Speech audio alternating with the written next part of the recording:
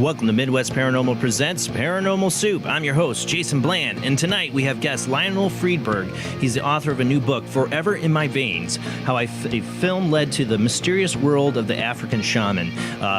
Lionel has been a TV director, producer on many different shows like Ancient Mysteries, Mysteries of the Bible, History's Mysteries. It was on Discovery Channel, History Channel, National Geographic. He's many years in the entertainment industry, but he's had a number of weird paranormal experiences, including UFOs, of course, is what he learned from shamans living in Africa, and also near-death experiences as well. I've read from the experts from this book. So I haven't read the book yet, but reading the excerpts and getting ready for the show, I'm like, I got to get this book. So many things. It's going to be a true honor to have him on the show tonight. And of course, we got a lot of weird to get to, a lot of stuff. We're going to cover, of course, what's been going on with the New Mexico airline sighting. That's just crazy. And we will open up the phone lines later in the show for you after our second commercial break if you want to call in tonight to join the discussion or ask a question of our guests. But we got a lot to get to, so let's go ahead and get rolling into the show.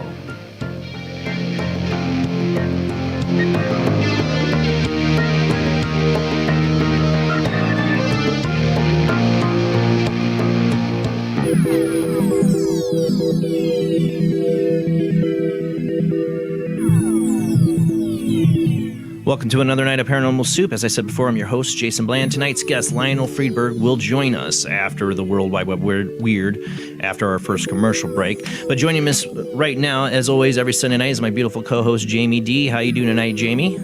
Doing well, thank you. It's the first time we've had Lionel on, so I'm really interested to talk to him. Like I said, read some of the excerpts from his book, so it sounds like we got a lot of long-lived life paranormal experiences we're going to get into tonight. So be interested, but I'm going to have to get into the whole entertainment business a little bit. Me going to film school and all that. Joining us from St. Augustine, Florida, is Rob Autry himself. Going to be running the World Wide Web of Weird. How you doing tonight, Rob? Doing okay. How's everybody? Doing good. And, everybody, we are streaming out on Facebook and YouTube for those listening on the Paranormal Radio app. And as now, we are streaming out to Twitch. So anybody watching on Twitch, we are a live show. I know it says episode 259, but we just started last Sunday on Twitch. So this is episode 2 on Twitch, but I'm not going to put that on there. But welcome. This is Paranormal Soup. Every Sunday night, 11 p.m. to 2 a.m. Eastern, we are covering the weird. And we got a lot to get to. So let's go ahead and roll into the World Wide Web of Weird.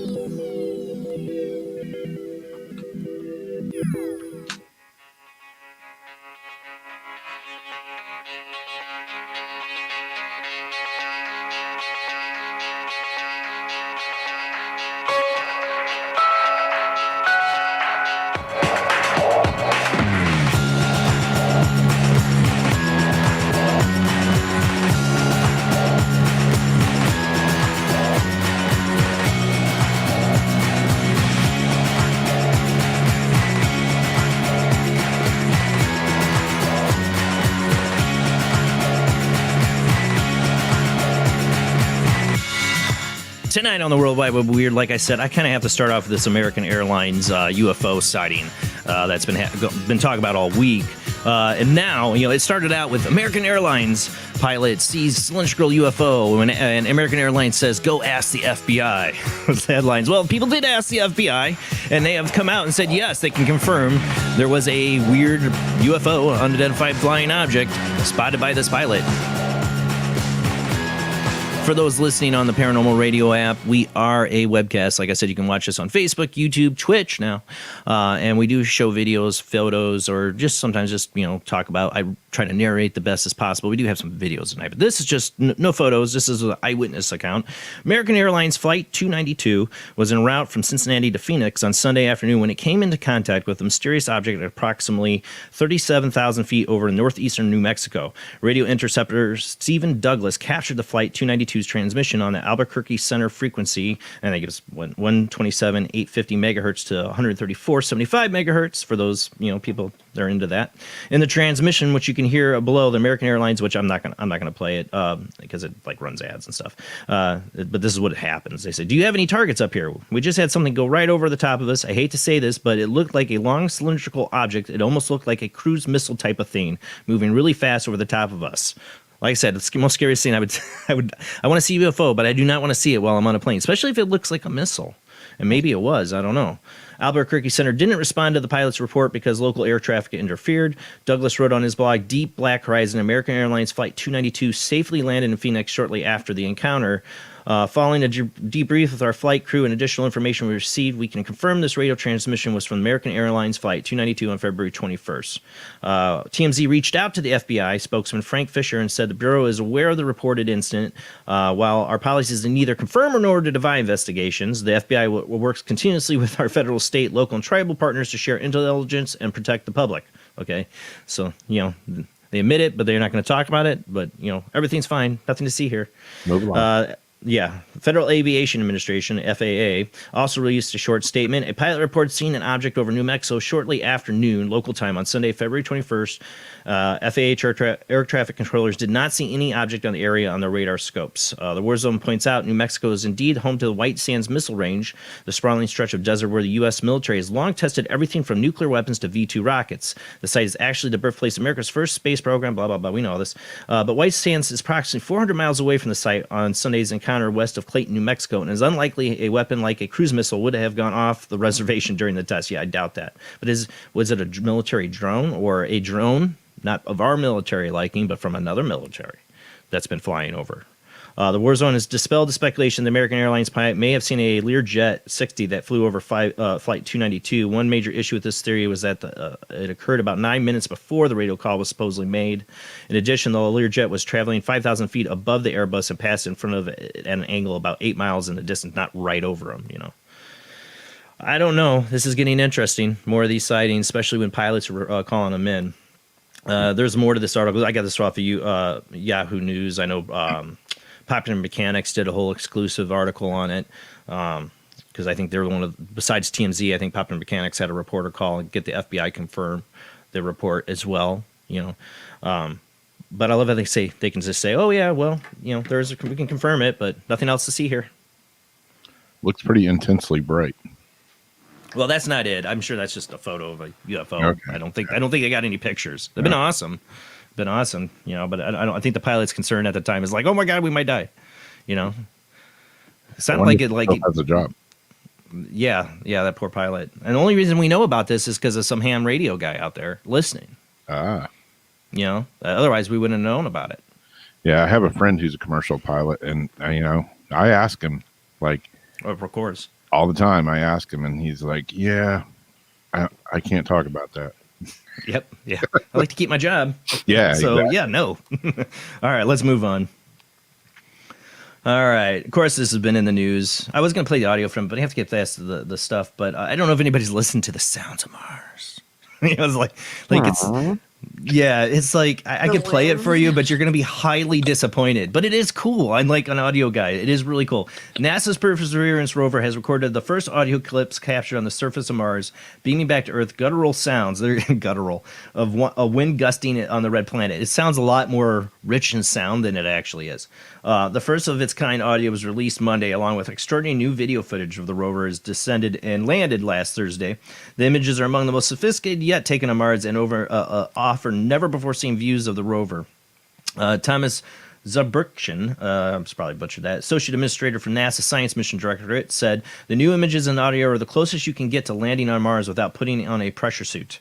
The audio clips were captured by two microphones that are mounted on the Perseverance, and one faint buzzing noise can be heard in the background, which Dave Gruhl, the lead engineer for Perseverance camera microphone subsystem, said was from the rover itself. Basically, the only noises you hear are the rover. When you hear it, I don't think you really hear any wind. I don't know if I can play this. No, I don't. It won't work. There's all these ads that run. I didn't want to try to download the audio. I'm sure you can go hear it. This is from NBCnews.com. You can go look up, just put in Perseverance, Sounds of Mars. You'll find the audio. You're going to be highly disappointed, probably. I don't know. It's a lot of... like I get more noise out of my my humidifier, I think. But I don't know. We're heading there soon. That's all I'm saying. All right, up next. This, I think, is really cool. United States Air Force working on Wolverine healing powers. I know the person who wrote this is like, you need to expand your sci-fi, because the stuff they're talking here, there's like a ton of different sci-fi movies and TV shows that have the same like kind of concept technology. Wolverine just naturally has it. You could have like gone with a lot of other sci-fi references there. Why? No, never mind. Sorry, geeked. This is from Unexplained Mysteries. Keen to give the military every possible advantage, the United States Air Force, along with scientists at the University of Michigan, are working in a futuristic way, expediting healing following an injury. Known as cellular reprogramming, the technique works by modifying cells using proteins known as transcription factors, which regulate activities such as cell division and growth. Treatment can be applied to the wound in form of a spray on bandage that could, for example, convert exposed muscle into surface skin cells, healing the wound much more quickly. There are amazing opportunities in the United States that you don't see in the rest of the world to humanize science and meet critical needs in medicine, said research leader Dr. Initika. I'm not going to try to say her last name. We have the resources to do this, and it's our obligation to take full advantage of them. Thanks to the Air Force's help, I was able to acquire the tools I need to advance my research into cellular reprogramming and wound healing. It sounds awesome, but it also sounds like it could go bad. There's a lot of sci-fi that covers that too. We reprogram yourselves. No, but this is totally like the stuff out of Star Trek. This is totally, I can think of several movies where they spray the person and like on their wound and like heals. I don't know. I mean, sci-fi. This is cool science. Like, I think go for it. If you can heal wounds, that's great. But of course, who gets the money to fund it? The United States Air Force. How long will it take for the people to get the benefits of that research? Yeah. I don't know. Too long. All right, let's move on. All right, number 4 here. My theme will loom. This is a video we got of a Bigfoot film in Florida. Florida of all places. So would that be Skunk Ape? Because isn't that like the main Florida? Yeah, Bigfoot's a skunk ape. Yeah, a man hiking in Florida Panhandle captured intriguing footage of a bipedal creature which he suspects could be a Bigfoot. The potential Sasquatch sighting reportedly occurred last month as Tyler Howe was exploring a wooded area near the community of Crestview. Stopping at the location at some power lines, the witness was stunned when he looked off in the distance and saw a dark figure walking across the clearing.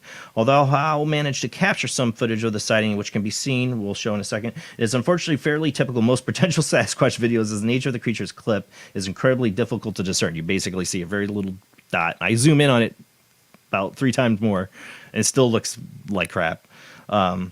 So I want to know why he thought it was a Bigfoot. While Howe's footage may be hard to decipher, some Bigfoot enthusiasts argue that the creature's posture and apparent strides make for a strong possibility that it is the famed cryptid. Skeptical viewers, however, point that the bipedal creature is probably just a person who was either an unknowingly cast as a Sasquatch or an active participant.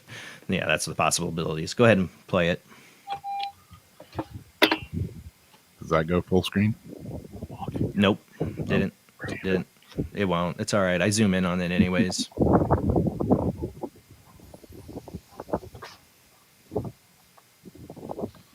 So yeah, it's really small. You Coast to Coast AM has an article. This with a link to the video. Oh, there you go.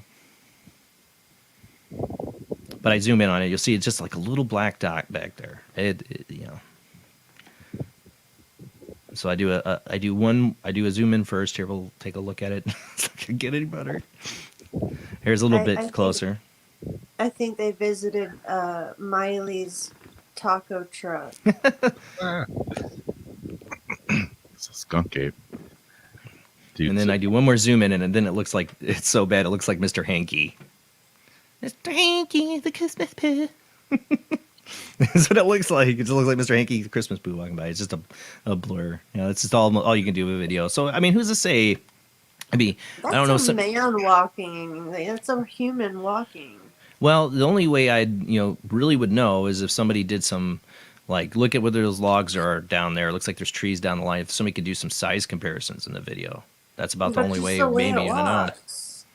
Like it literally looks like a Christmas poo walking across the street. Looks like Mr. Hanky. I've seen, there has been a few bears that have been spotted around here that in Florida like that. Yeah, that walk upright like that. Yeah, that was quite a walk, though. I doubt that. Yeah, that's a pretty good stretch. Yeah, I don't know. Who knows? They walk upright? Occasionally, yeah. Huh. Well, I know. I think more likely it's a person. Like it's just so far back, it just looks like a dark object. Doesn't matter, what they're wearing. It's like somebody got in a ghillie suit and spray painted it dark brown and said, "Hey, walk across here, we'll film it." Or shenanigans. This is like I said, hey, go walk way out there so nobody can tell what the heck you are. You don't have to wear the full suit, and I'll take camera and say I saw. And I didn't play the whole video. At the end of it, he's like, "Oh, crap," and like runs to his car. I'm like, dude, that thing's way back there. You seriously are that scared about it? Maybe they were high and they're like, "Yo, what is that, man?" They're like, "Dude," and they're like zooming in, they're like, "Yo, it's Bigfoot, man." Yeah, well, Yeah, I've been in the woods here a few times and got kind of freaked out. Felt like being followed by something. Skunk ape is supposed to be shorter than the Bigfoot, though, too, isn't it? It's not as big as the Bigfoot reported sightings. It's usually shorter. So, I mean, even if it was like the size of the person, maybe it could be. I don't know.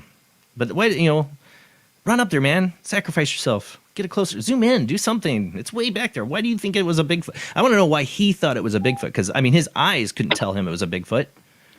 All you could tell is there's something walking out there. Do you know that's a Bigfoot? It was an unidentified mammal. Digicabra. No, not a digicabra, because it was definitely somebody or physically out there walking. Dancing. Make it dance? It's Mr. Hanky, the Christmas poo. Man. All right, let's move on. This was in Florida. Boy, it feels like it should be. This next one. Man kidnaps himself to get out of going to work. I just went on my it was my first day of my staycation, working on the house. And I know the feeling to want to get out of work, but wow. 19-year-old man. Yeah, I do the hiring at my work. I know how hard it is to find people that want to work. This is proof of what I deal with.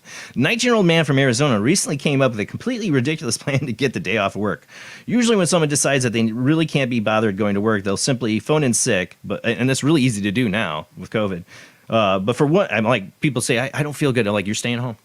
But for one of the Coolidge residents earlier this month, that just wasn't going to cut it. So desperate was he to get the day off of work that he decided to take his own, to fake his own kidnapping. The 19-year-old Brandon Souls was found and rescued by police later that same day, lying at the side of the road with his hands tied behind his back and crumpled bandana shoved in his mouth. Oh my God.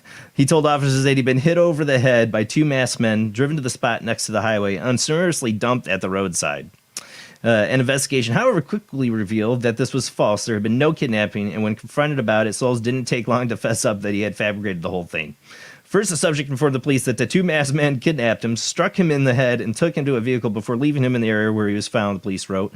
Coolidge investigators concluded, though, through investigation, evidence was found that his story was made up and there was no kidnapping or assault. I remember recently we talked about the clown stories. They had a guy here that got a whole police report filed because he said he got in a fight with a clown, remember? Like a clown with a machete or something like that. He unleashed the karate on him. Remember that fake story? That was in my own town. Something to be proud of. I'm sure Coolidge here is this town's really, really proud. He was quickly arrested and charged with filing a false police report. He won't have to go to work anymore either, as his employer has fired him as soon as they found out. Did he have a head wound, and did he still have his wallet on him? There was no ransom, so the point of kidnapping him was what? Yeah. Did he hit himself in the head? No. I think he just, I don't think he fully committed to it. Yeah, I I don't mean, think if he you're fully gonna do committed. something like You this, got to do it. You got to go all the way, man. you do. You Gotta gotta go all the way. way, and you just perpetuate that lie until you think it's the truth. I don't know if on this next story, we're going to run out of time, so how much time I can spend on this next story. But I've covered a lot of these stories over the last couple of years recently of houses like in Indonesia and Cambodia, places like where there's like poltergeist activity, and it's always like stones being thrown at the house. There's another one. This came up. What is this? Is on ihara.com, IHRARE.com. Horror as mysterious invisible creatures pelt Gwanda family with stones. These stories always, when they happen in other parts of the country, of course, they have different belief systems than us and different cultures, but it's crazy. This stone throwing, different places in the world, different, like third world countries, yes. Sometimes, have these stone stories, like this poltergeist activity with stones or other things being thrown at their homes. Well, there's another one. A bizarre development: Gwanda family is reported to be living in a perpetual fear, and after enduring sustained attacks by an invisible, mysterious creature using stones. Stories of mysterious creatures or invisible beings tormenting the family have throughout history been dismissed as mere superstition. For skeptics, mysterious creatures do not exist. Yeah, blah blah blah. Let's get to the good part. Narrating her ordeal, CBC News Patricia Zhao said her family is gripped by fear as they are getting pelted by stones by a mysterious invisible creature. She said the attacks have been going on for quite some time now, but they have become more rampant and even more violent. It has been happening for a while now. The stones are thrown on the roof. At first we thought it was thieves or someone making fun of us, until now when the stones have become rampant that we even get these attacks during the day, she said. I can't read the whole article because we're going to run out of time, but They have had neighbors and police witness the stones coming out of the air, being thrown at them and at the house. This kind of activity has been reported in other houses like this in different parts of the world. I find these to be pretty credible. These ones from other countries like that. Well, if you read the whole article, it sounds like the stones are almost like apports. Like they don't even know where they're coming from. Like they appear out of air and hit the house or hit the people. Coming from a Bigfoot in Florida that's throwing them through the next dimension. Well, Bigfoot thing is funny because they say maybe a creature's throwing them or something. Because there's been some reports and old stories going back to North America and early Bigfoot encounters of Bigfoot's throwing stones at people to scare them away. I mean, it could be something like that, but this sounds more poltergeistous. This kind of activity. I find this is probably the third or fourth one like this I've had over the years in the World Wide Web of Weird, with the family having their house and them being pelted by stones that come out of nowhere. So I don't know. All right, so we have a lot of the TikTok ghost stuff we cover on this show. Not a lot of it. I throw a lot of it out. Sometimes I call it up to totally debunk it. Sometimes I'm interested, like it might be actually something. But there's a lot. Paranormal's blowing up on TikTok with people making up ghost videos. I'm saying making up because if there's a motive to do it, which there is for views on TikTok, people will do it. I'm not saying what we're about to watch is that. I don't know. I have no way. I am not an expert in knowing if this is fake. I definitely know the child you're going to hear crying and screaming. This is totally fear. Whatever's happening is afraid, and I'll get to that point here. This is from Josh Dean on TikTok. Unsettling piece of footage circulating online shows a little girl being pulled under her bed by unseen force as she cries out to her mother for help. The chilling incident reportedly occurred this past Sunday evening just before midnight, and the video was subsequently shared on TikTok next day by the toddler's dad, Josh Dean. In the captioning post, the unnerved father simply wrote, "My daughter's being pulled under the bed. Wife thinks she crawled, but she was pulled by something." So his wife, she's like, she crawled into bed. And as a parent, before I watch this video, I know as a kid, one of my earliest memories is actually crawling under bed with my cousin and him getting stuck, like this kid does. And there, at the end of this video, I zoom in. There is a little bit that does look like she almost is pulled, but and she's definitely afraid. So if this is a hoax, you're scaring a child to do it, obviously, because there's no way a little kid's gonna act like this with promptings. Go ahead and play it. And there's some other cuts from other videos he's posted. And that creepy music. This must be at night. She's up. This music's really creepy. I know it's kids' music, right? But like in this scenario, it's really creepy. Come play. Okay, all right, here it goes. Hold on. She goes, like she sees something. Yeah, a toy, a little ball of toy.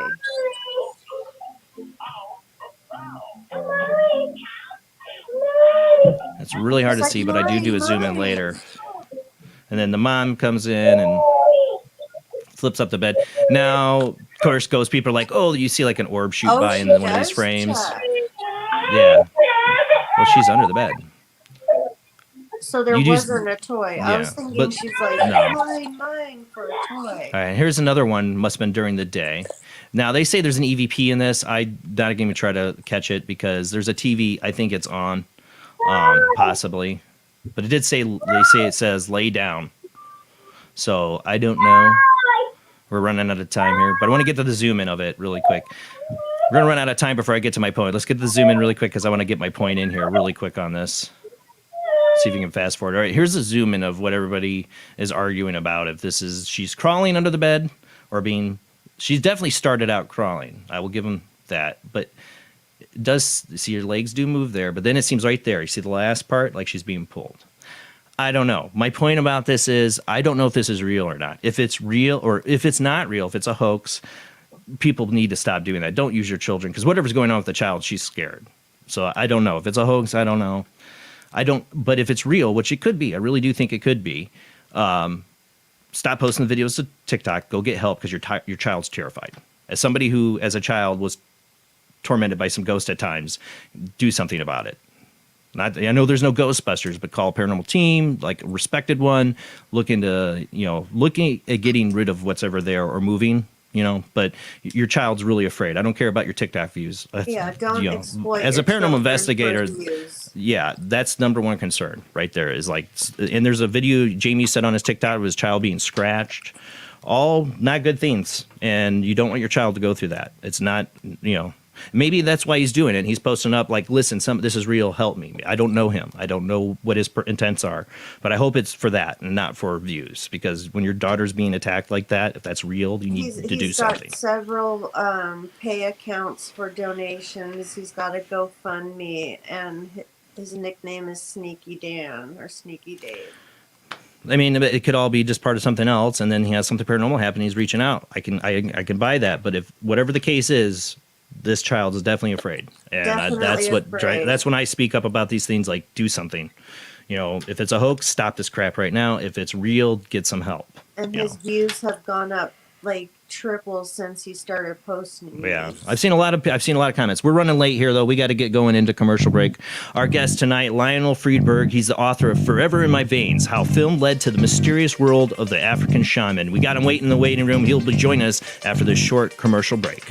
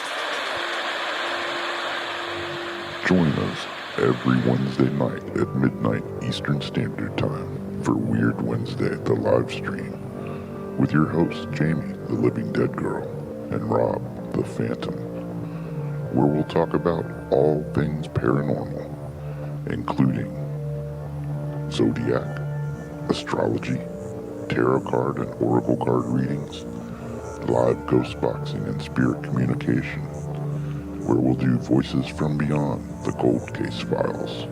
So we hope you join us live on Facebook and YouTube every Wednesday night at midnight Eastern Standard Time. We hope to see you there. Bye-bye.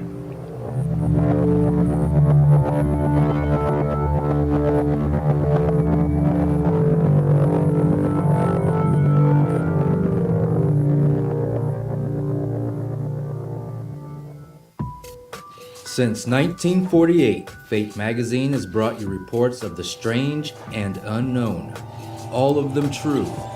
Fate Radio is carrying on that tradition, bringing you the unusual, macabre, strange, and bizarre. Join host Kat Hobson Sunday nights from 8 to 10 p.m. Eastern on WBHM Digital Broadcasting.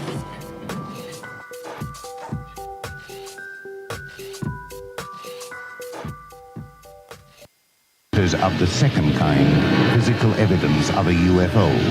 Close encounters of the third kind, contact. From Steven Spielberg, the director of Jaws, comes one of the most ambitious and unusual films ever made. And what you will see has never been seen before. It's a cosmic mystery crossing what many scientists believe will be the next threshold of human experience.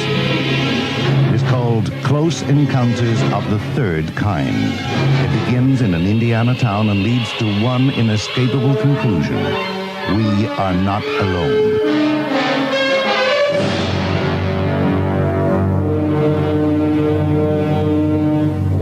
Close Encounters of the Third Kind. Certificate A. Now showing at the Odeon, Leicester Square.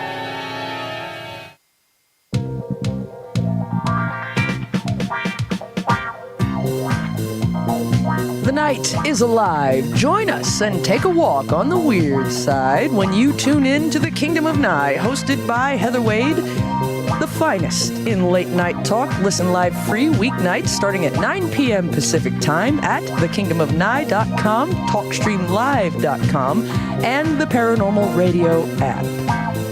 Wanna take a ride?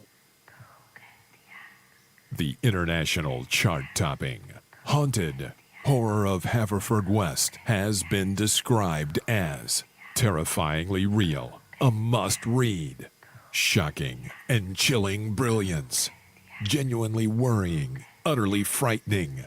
Don't read before bed.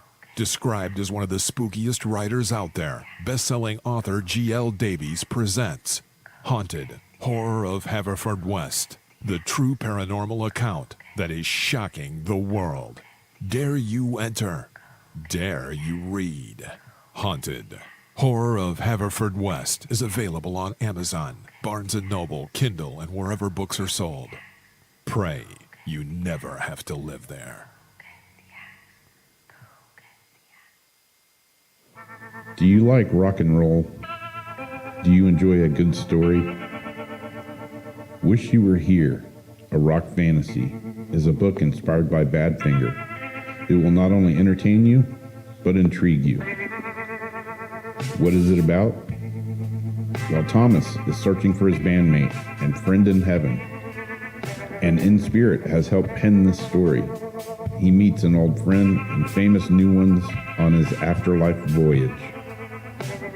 Midwest Book Review said, Wish You Were Here, A Rock Fantasy, is a book inspired by Badfinger.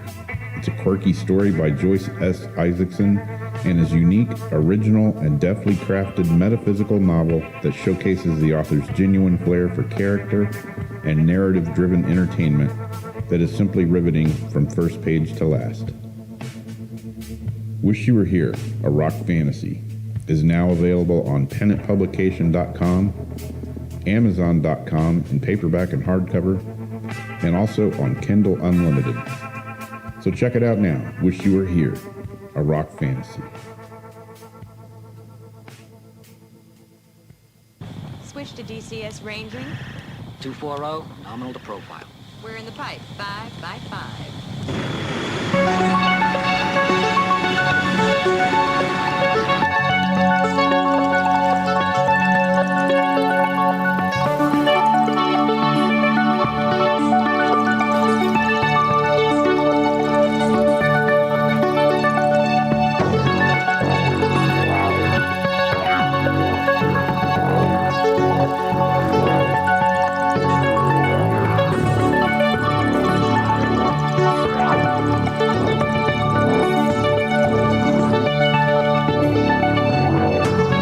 Tonight on Paranormal Soup, our guest is Lionel Friedberg. He's the author of Forever in My Veins, How Film Led to the Mysterious World of the African Shaman. Emmy Award-winning producer and New York Times best-selling author Lionel Friedberg has spent 50 years making films as diverse as full-length theatrical features and television documentaries. After growing up in South Africa during the troubled era of apartheid, he began his career during the dying days of the colonialism in Central Africa. He eventually settled in Los Angeles, where his work took him to sound stages of Hollywood and to the most remote regions on the planet Earth. His career exposed him to the extraordinary wonders of our planet and brought him into close contact with many unforgettable personalities, from maverick scientists to politicians, entertainers, and people who survived near-death experiences. His observations have taught him that life is far more complex and infinitely stranger than we can imagine. When he was struck by an unexpected life-threatening illness, his efforts to find a way to save his life took him back to Africa, where he encountered the age-old rituals and powerful healings and methods of the African shamans. Their mysterious ways have much to teach us and as relevant today as they were in ancient times. We're going to be talking about this and much more tonight. He's had many experiences, and it's going to be an honor to talk to him tonight. We will open up the phone lines after the next commercial break, so hang in there if you want to call in with a question for our guests. But let's go ahead and get into the show.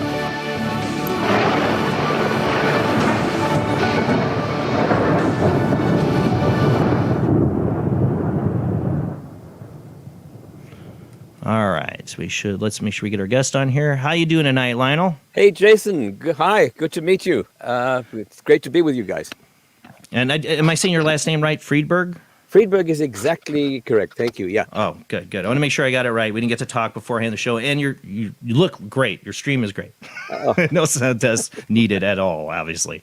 So it's an honor to finally have you on the show. I've been looking forward to this. I haven't read the book, but I was reading some excerpts of it, and it sounds like you've had a lot of interesting experiences over your life. I've always been interested in shamanism in different forms across the world, but I never knew much about African shamanism, so I definitely want to get into the night.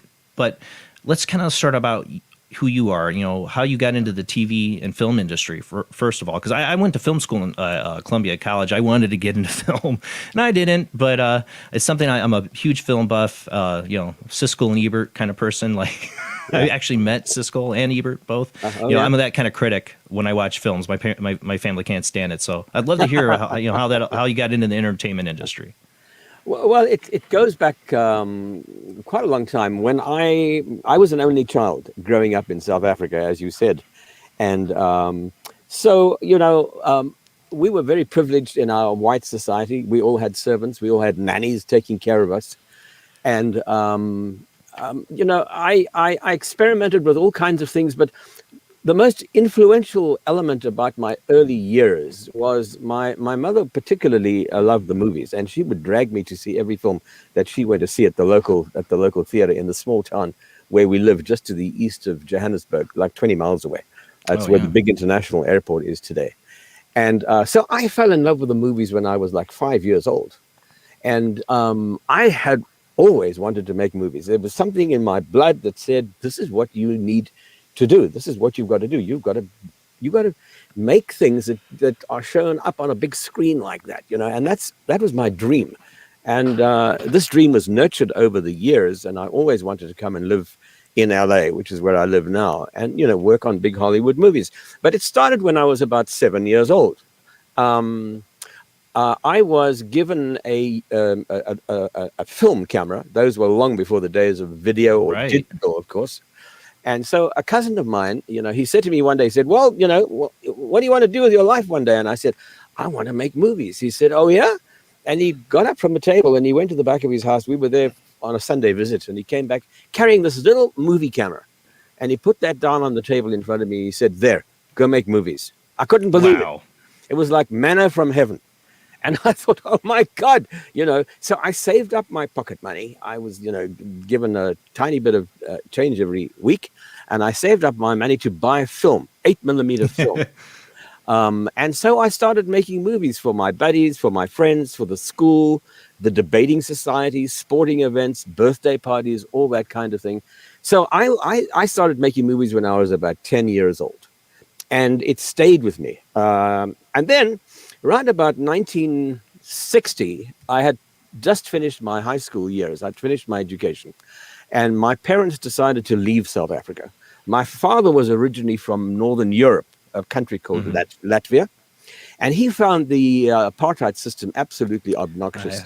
I would And, hope. he said, we can't live under this system anymore. We've got Right. to get out of here. So he took a job.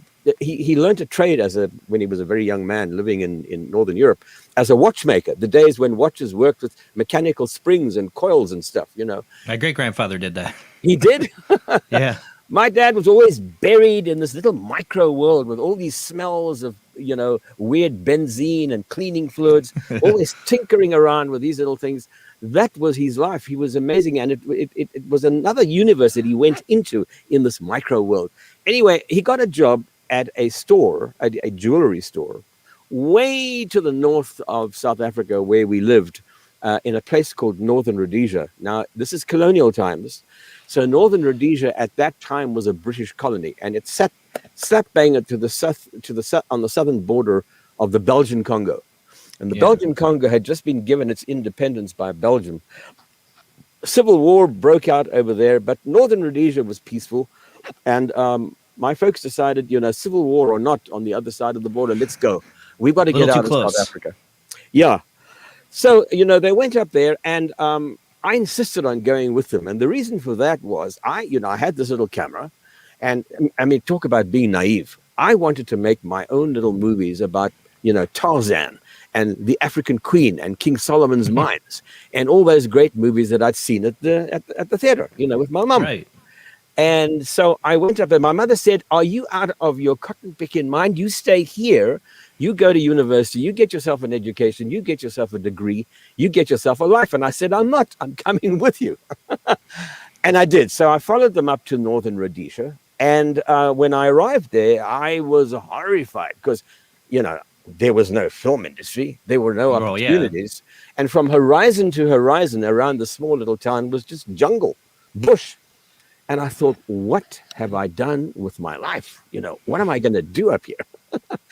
And then one day I would go on weekends out into the bush, and I'd go to local tribal villages and photograph ethnic activities, people who were living in these middle mud huts and grinding their corn and, reaping their crops and playing the drums and stuff like that. And it was great, but I mean, it wasn't a life. And after about 2 months of this, I thought, I didn't know what to do. And then there was an ad in the local newspaper. There was a local rag that served all these little copper mining towns. All the towns up there, by the way, it was all about copper. It were copper mines.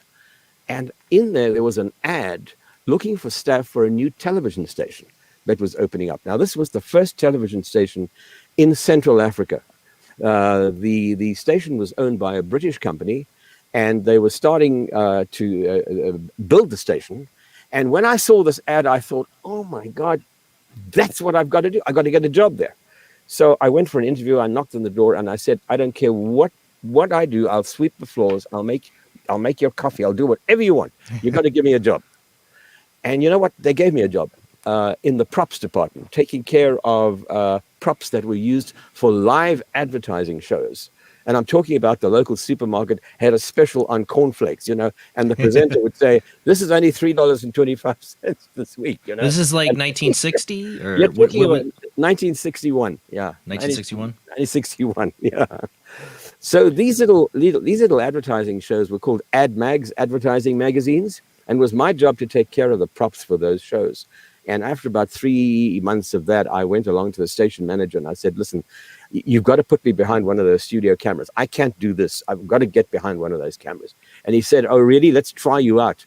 Well, because I'd been making movies as a kid from way back, when they put me behind one of those studio cameras, I was pretty good. I could find composition and I would find shots very, very quickly. And we had most of the shows were live shows. Live broadcasts for schools in the morning, particularly for African schools in the area where there weren't never enough teachers, of course. And in the afternoon, there was cultural programming for the various tribal groups who lived up there, or the ethnic groups. And, people would arrive in their tribal uniforms and with their musical instruments, and they'd pound away for 3 hours. And that's what the afternoons were about. And I would find shots like that. And I impressed the studio manager. He said, "You're pretty good at this stuff. we'll upgrade you. You can become a cameraman. And so at a very, very tender age, I was behind a studio camera starting in 1961. And this was going, now I'm jumping ahead a little bit to 1964, when one day all of us at the station, it was a very small station, very small stage. There may be 30 people working there. Most of us whites, of course, and most of the folks who worked there, the production staff and the engineers were all from Europe, from the UK and wherever else. But one day we all got pink slips. And the reason for that was the British colony, the British Empire was falling apart. And Britain was giving away all its territories. Right. All of those colonies were being given their independence. And in 1964, it was the turn of Northern Rhodesia to transition to the Republic of Zambia. And when that happened, the local government took over the station from the company that owned it. Right.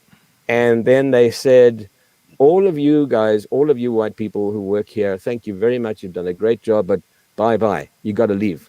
Your jobs are going to be taken over by local people.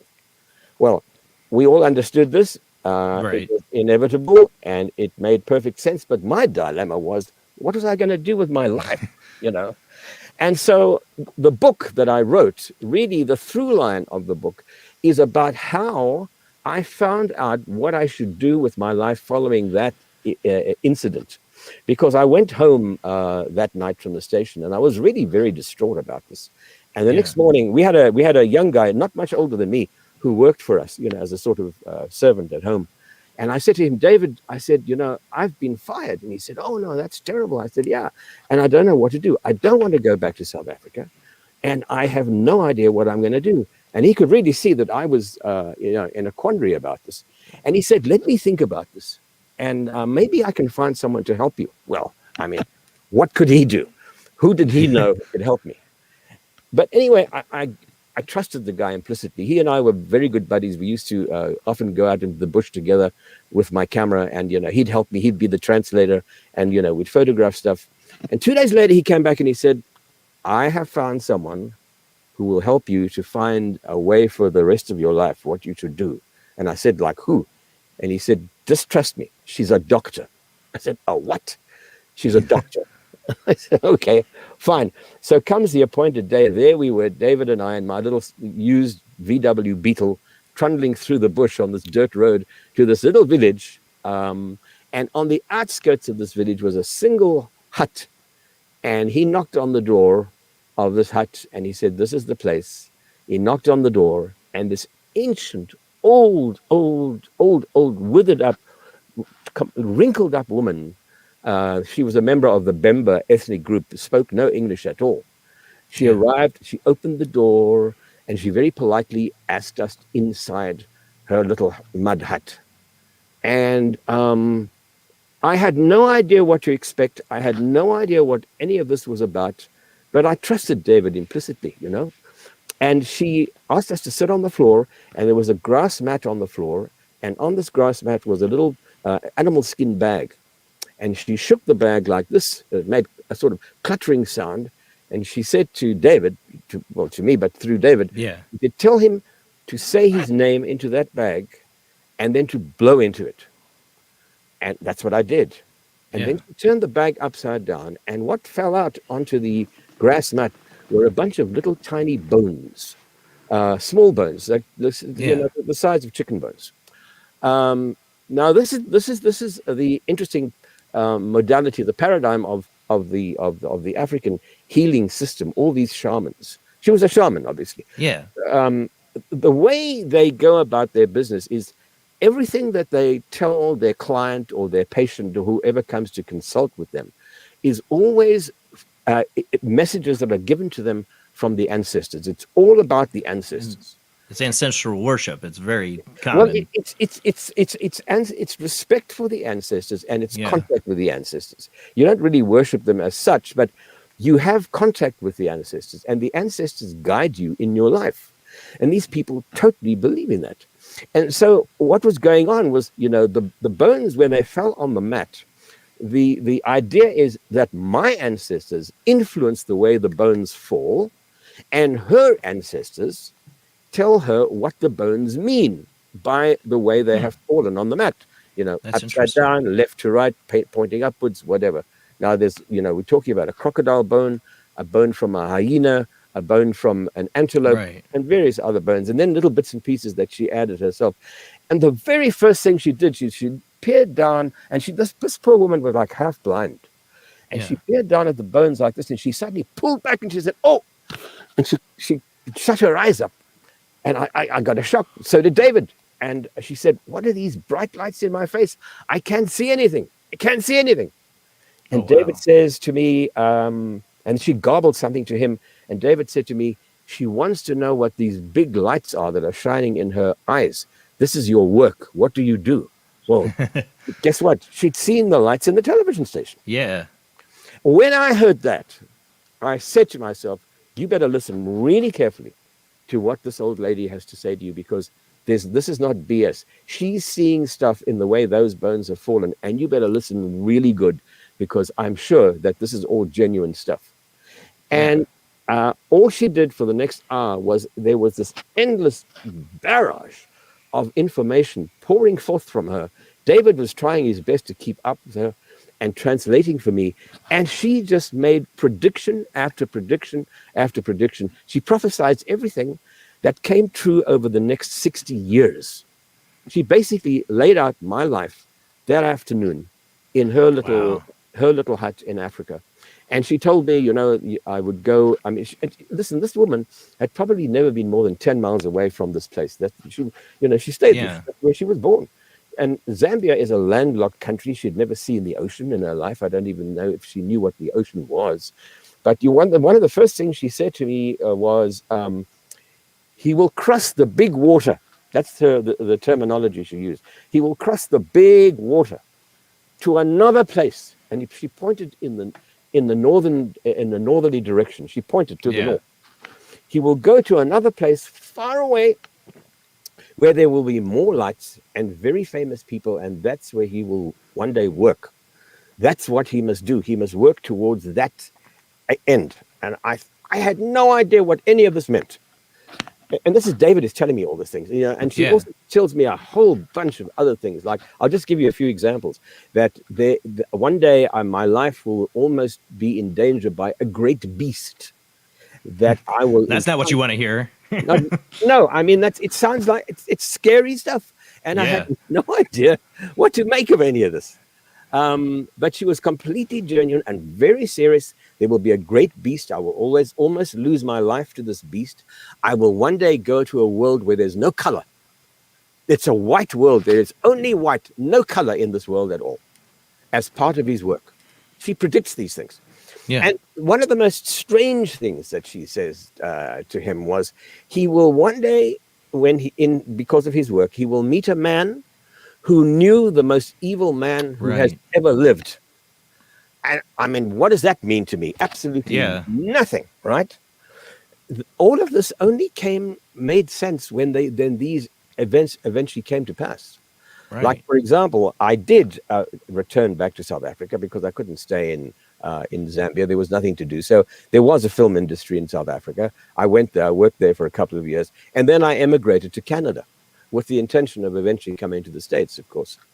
Yeah. And, one night, and those days, we're talking about 1966 now, those days, if you went abroad, most people went by sea, not by air, you went by ship. So the voyage from Cape Town to Southampton in England took 14 days. And then I was going to go from the UK all the way to Montreal, and that was like another 6 days across the Atlantic. But anyway, halfway through the voyage up to Southampton from Cape Town, I was up on the top deck one night of this ship. And, every night I used to look at the stars. I mean, I'm a stargazer, and, I've always... Myself, same here. Yeah. I mean, that's the first thing I do at night is look up. I've got to see the sky. I've got to see the stars. And the southern sky is completely different to the northern sky, as you well know. And there's a cluster there called the Southern Cross. It's almost as prominent as the Big Dipper is up here in the north. Yeah. And every night, the Southern Cross would get lower and lower and lower, and eventually started to disappear down behind the horizon. And I noticed this, as I went up on the top deck of the ship one night, and I suddenly realized, oh my God, you really are crossing from the southern part of the planet to the north. You can see it in the sky. And the realization of that was kind of amazing for me. I was going from south to north, and then I realized another thing. Not only that, but I was traveling on the Atlantic, on the big water. That's exactly what that old woman had told me. I will go to the north on the big water, and that's exactly what I was doing. And when that happened, I thought, you better pay very, very careful attention to your life. And remember what she said, because I'm sure a lot of those other things are going to come true, and they all did. Every single one of them. It was absolutely ironical. And I can go into detail about some of these other predictions that she made, like the white world, for example. Yeah, what's the white world one? The white world was in 1991. I've been living here in LA now for 36 years. So I worked on a PBS series, a science series, it was a series made in conjunction with the National Academy of Sciences, called The Infinite Voyage for PBS. And one of the shows was about the Antarctic. Because the reason why we did that was that the ozone hole had just been discovered. Yeah. And so the scientists were really interested, well, is the ozone hole getting bigger? And is climate change, if you like, or global warming, at that time they didn't call it climate change, they called it global warming. Is global warming a reality?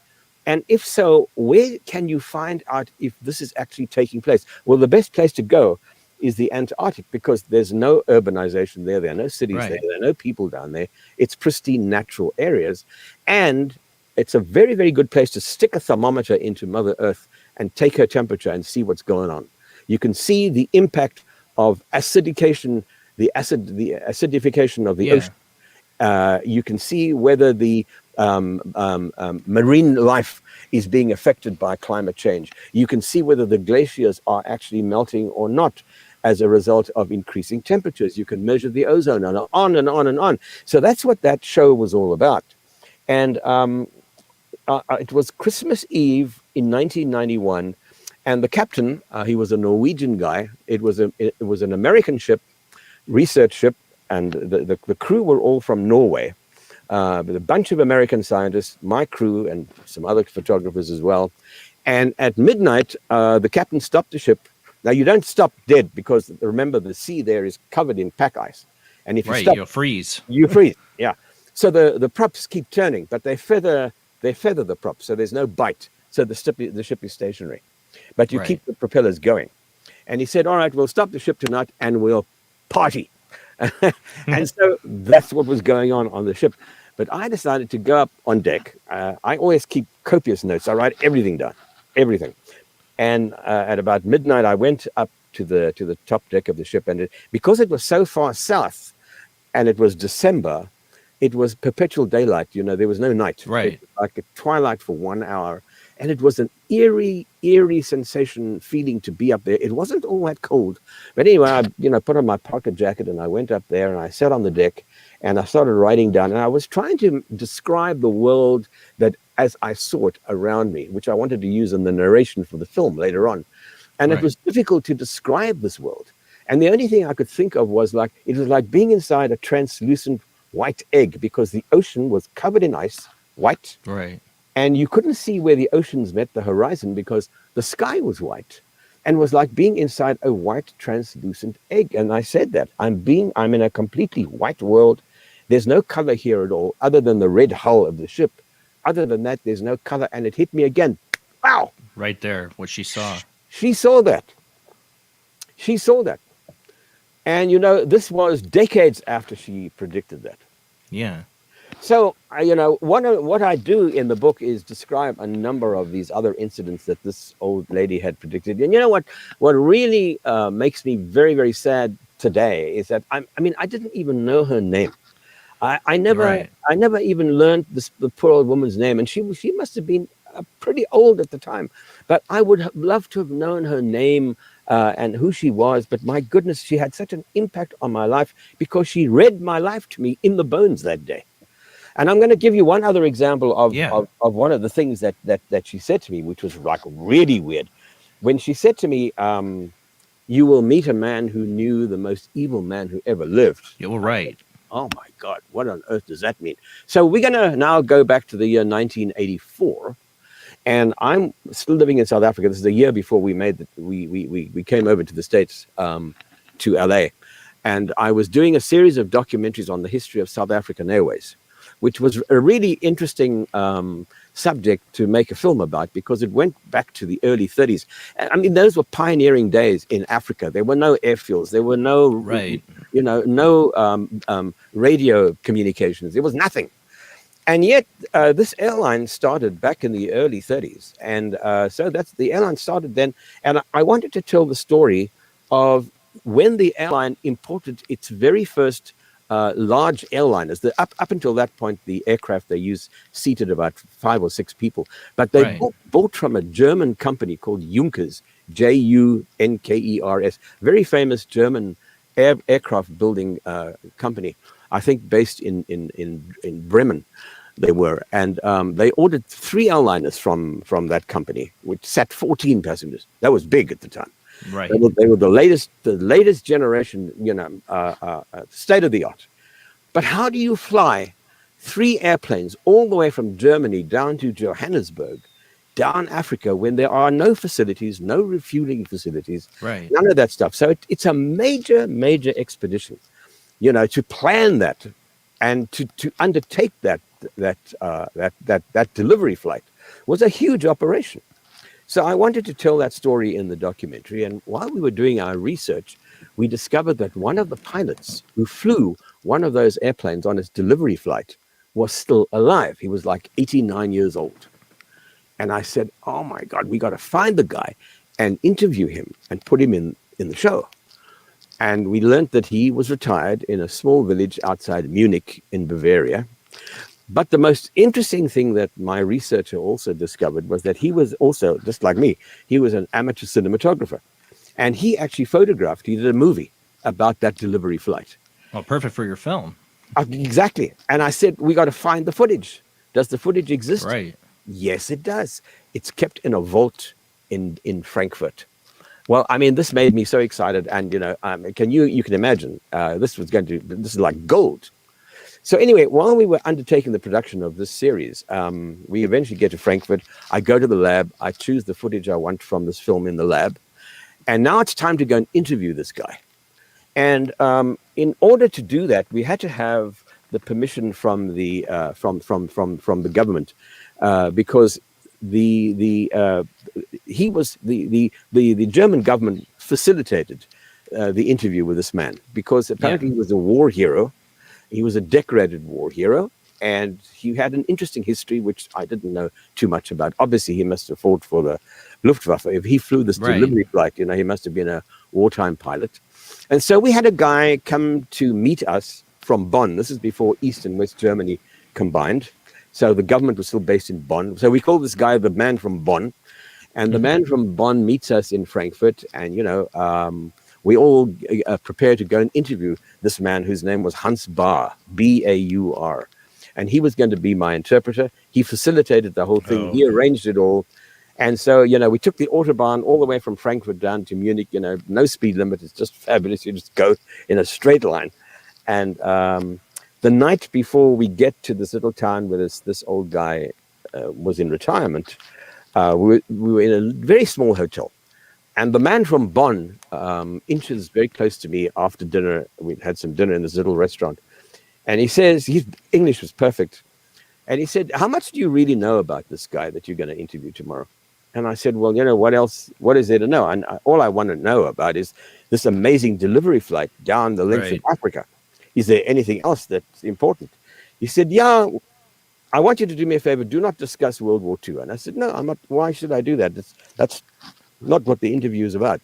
Right. He said, as long as you don't do that, everything's cool. Everything's fine. We can do the interview. And then we ordered another bottle of wine. And at about 1 o'clock in the morning, he was staring at me. Everyone else had gone to bed, and he calls me over and he says, I have to tell you something. And I thought, this is going to be interesting, because obviously he'd been building up to this right throughout the evening. And I said, what? And he said, do you know that Kapitan Hans Bahr was the personal pilot of Adolf Hitler?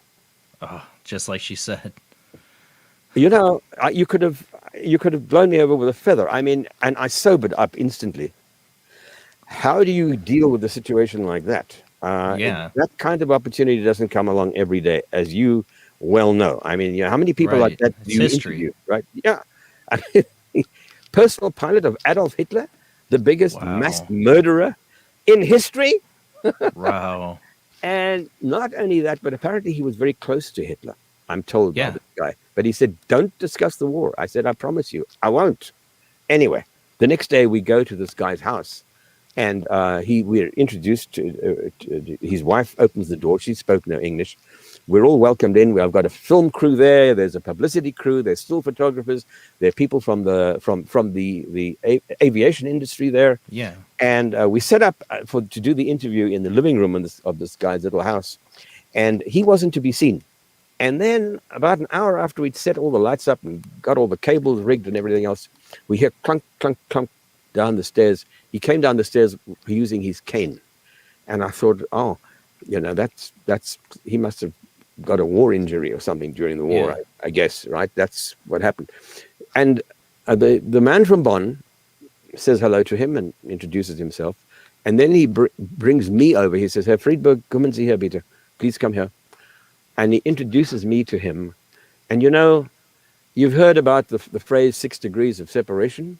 Yeah. Well, this was 1 degree of separation, because when I shook this guy's hand, I was a handshake away from Adolf Hitler. Right. How many times has that hand shaken the hand of Adolf Hitler? Right. And the mere awareness of that was kind of overwhelming.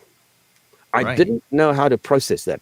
So I took that fact and put it to the side, and I told myself, all you do is you concentrate on the story of that delivery flight. Don't even think about the war. Right. You've been asked not to talk about the war. Don't even go there.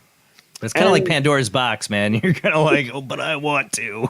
Yeah, I mean, and that's the biggest can of worms in history. Doesn't get bigger and uglier than that, right? But he was a sweetheart. He was a sweet old man. He's 89 and he's wobbly and old. And he sits down, we do the interview. I ask the questions. The man from Bonn translates. He tells me the story of this, gives me a fabulous interview about that delivery flight. And at the end of the interview, I said, thank you very much. Let me just get rid of this. At the end of the interview, I said, thank you so much. We're done. And the man from Bonn gets up and he tells him in German, ja, das ist fertig, we're finished. And this old guy gets up and he says to me, come with me. And we go to the edge of the living room, which goes to the little bathroom on the side. And there's a photograph on the wall of him in his uniform with Adolf Hitler and one of the airplanes that we've been talking about in the interview, one of the Junkers Ju-52 aircraft. And, I could understand enough German to understand what he was trying to say to me. And he points out to the image, he said, that's the plane, that we've been discussing. And this is me. And then he looks at me without identifying the other guy in the image. We'll just skip over him. Yeah. But he asks me in German, he says, do you want to know more? And I said to him, yeah. Yes. I would. Well, the man from Bonn just went like this. He said, oh my God, here we go. We don't want to go there. But he knew it was going to happen, though. He knew it was going to happen. So this old guy takes me and he puts me on his couch and he says to his wife, Santa, that was his nickname for her, bring the photograph albums. And she brings like 7 leather-bound photograph albums, which she plonks on this table in front of us. Yeah. And he opens up the first one. And you know what? It is a photographic history of the inner workings of the Third Reich. All of those guys, you name them, they were all in these images. And in many of the photographs, you always see him, Hans Bahr, this guy I've just interviewed, always in the background. He's always somewhere there because he tells me that he and Adolf Hitler were very, very close friends. When he married his first wife, Hitler gave him his wedding party in Hitler's personal apartment in Munich. Yeah. That's how tight they were. And it was absolutely astonishing. And we go through these photograph albums, and it's like an inner look at the Third Reich. Yeah. And I just said, yeah, interesting. I wasn't going to ask any questions. Right. Everything that he said, well, he offered up himself. And at the end of that, I was kind of blown away. I did not know how to process what I had experienced. But he was a sweetheart. And I try to think of him only as a pilot, as a very, very old man who was once a pilot and who was once involved in one of the greatest conflicts of all time. But he was tight with one of the worst individuals in history. He must have known about what went on in the background. He must have known about, for example, the Holocaust and everything else. He's got to know that stuff. How can he not? And, there are pictures in there of at Berchtesgaden, which is Hitler's retreat in the mountains, with Eva Braun, and he's always there.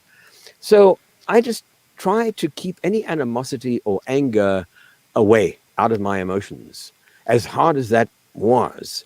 But I really respected the guy because he opened up his world to me. And it was the end of the day, the crew wrapped up, wound up all the cables, we pack up everything, and must have been about, sun was going down already. And we leave the house. There were two vehicles. I was in the back vehicle, little vans.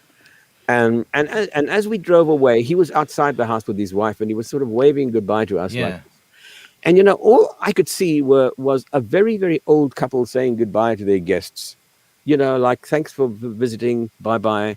And then we turned a corner and he was gone, disappeared behind the corner, and that was it. And again, suddenly my emotions came washing over me, like, as you can imagine, like a tidal wave. And it was at that moment that I suddenly realized that's what that old woman had been telling me. That's crazy. You will meet the man who was very close to the most evil man who ever lived. She saw this.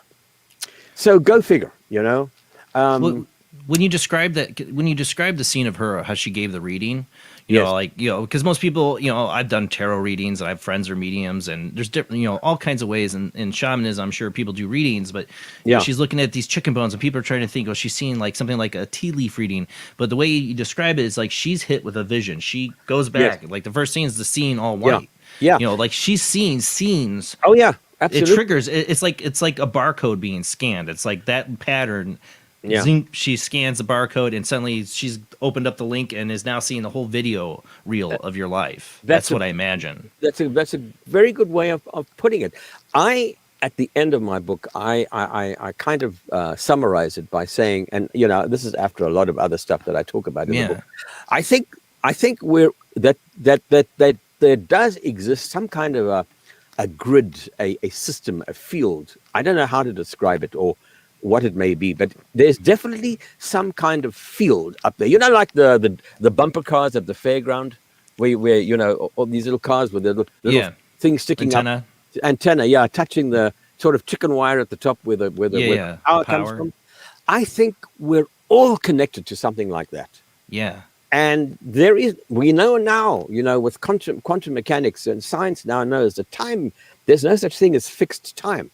Time is absolutely irrelevant. It depends on where you are and when you are, and it's not a constant at all. So yesterday, today, and tomorrow are all contemporaneous. They all exist at the same time. So why should it not be possible to tap into that field, my life or someone else's life or whatever? And that's what that old woman was doing. She had no education, that doesn't matter.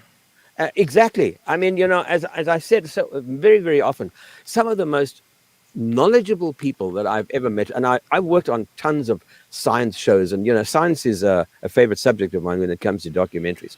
But I have often said that some of the most knowledgeable people that I know, and some of the most enlightened people that I know, have never even been to a university, never mind even a school. Live in mud huts and live under trees in the middle of the boondocks, living in the middle of the bush. I met shamans in the Brazilian rainforest. I've met shamans in the rainforest of the Amazon, where the Galapagos is, not Costa Rica, Ecuador. And, there's no question that it's got nothing to do with education. It's got nothing to do with the learning process. It's got nothing to do with any of that stuff. We all have that capacity, that capability of tapping into this field. And these guys do that. That's what they do, And that's what you did. It's something I've been fascinated with. My earliest memories, because my mom told me years ago, and by the way, happy birthday, Mom. I forgot to mention today's her birthday, and my grandmother, who's passed away a few years ago, they shared a birthday today. So happy birthday, Mom, if you're listening. But my mom had a reading she had at a very young age when I was just a little child. Right. She was in her 20s, and I was just a little kid. I probably was like 2 or 3 years old or something like that. And she had this reading where this woman told her all kinds of things. She knew about patients my mom took care of when she worked at the hospital, and their families were thanking her. Then she tells her stuff about the future. Yeah. Like she tells her, your son's going to be, she told her about me that I'd be in some kind of the entertainment. Yeah. Just say, here we are. I don't know. I'm not making money off of it, though. She didn't say anything about making money, but she said I'd be in entertainment. So here I am. But she even said, described my stepfather, who my mom would marry years later, described his profession and what he looked like. I mean, she had all that. I mean, she knew all that stuff. She actually got one thing wrong. Yes. That I won't get into too much detail about, but I almost feel like it was on purpose. Like if she had told my mom that piece of information about somebody being alive, she said was dead, it would have changed everything. My mom would have screwed everything up. Yeah. So all these things have fascinated me. And ever since I was a little kid, I've also had my experiences of seeing the future. Like I've had dreams. I always come from dreams, and they're exact, detailed. So I'm always been interested in how does time work? How are people able to see the future? One of my favorite lines I always mention on this movie, from a movie, is from Star Wars, from Empire Strikes Back, is Yoda says, the future is always in motion. Yes. Because I'm one of those people, I also don't want to believe in predestination. Just because I saw this event doesn't mean it's going to definitely happen. You know, because I've talked about this on the show so much about an experience I've had where I felt I changed things. So this is always the fascinating thing, that these people like the shaman you met are seeing these. Like I said, what your description is, she's seeing this. This is not just some prediction. Okay, this chicken bone lays this way, so this must mean this. No, she's really. It's like I said, she's scanning something, and it's boom, vision. She is seeing it. And what's so interesting is that I don't even think she understood what she was seeing. Right. That's what's so amazing. She was just describing what she was seeing, but not understanding it. I know that she didn't understand any of the stuff she was saying to me. That I know. I mean, there's no way that she could comprehend what she was telling me, And yet she was absolutely certain, what she was seeing in the bones, these visions that she was getting, was spot on. Amazing. And many, many others. And I describe them all in the book. I describe a lot of them, not all of them, because there were so many of them. Right. One of the things she says to me, that this great beast, I was on a the beast thing. I was on a safari film with the guy who invented the guy who marketed the hula hoop and the frisbee, a guy called Spud Millen. He made tons and tons and tons of money. And he went on safari to Mozambique, which is a country right next to South Africa on the East Coast. Yeah. And he came out with two buddies of his from LA. One was a stockbroker, one was an attorney. And they went on safari. And he wanted a film made about that safari. And so a friend of mine called me up one day and said, I've been contacted by this company in LA. These three people are going on safari, and they want a movie made about it. Are you interested in taking on the job? And I thought, hunting absolutely makes me, I find it abhorrent. I don't understand the fun. Too. I don't understand what anyone finds pleasurable, entertainment or fun at all. So that's why I took the job. I wanted to find out how do they get their kicks out of doing this stuff? Killing wild animals, innocent wild animals. Where's the fun of that? Or endangered species. At that time, they were Not less so much. endangered than now. Yeah, but I mean, yes, that's exactly right. But they're innocent creatures just walking around doing what nature intended them to do. Leave them alone.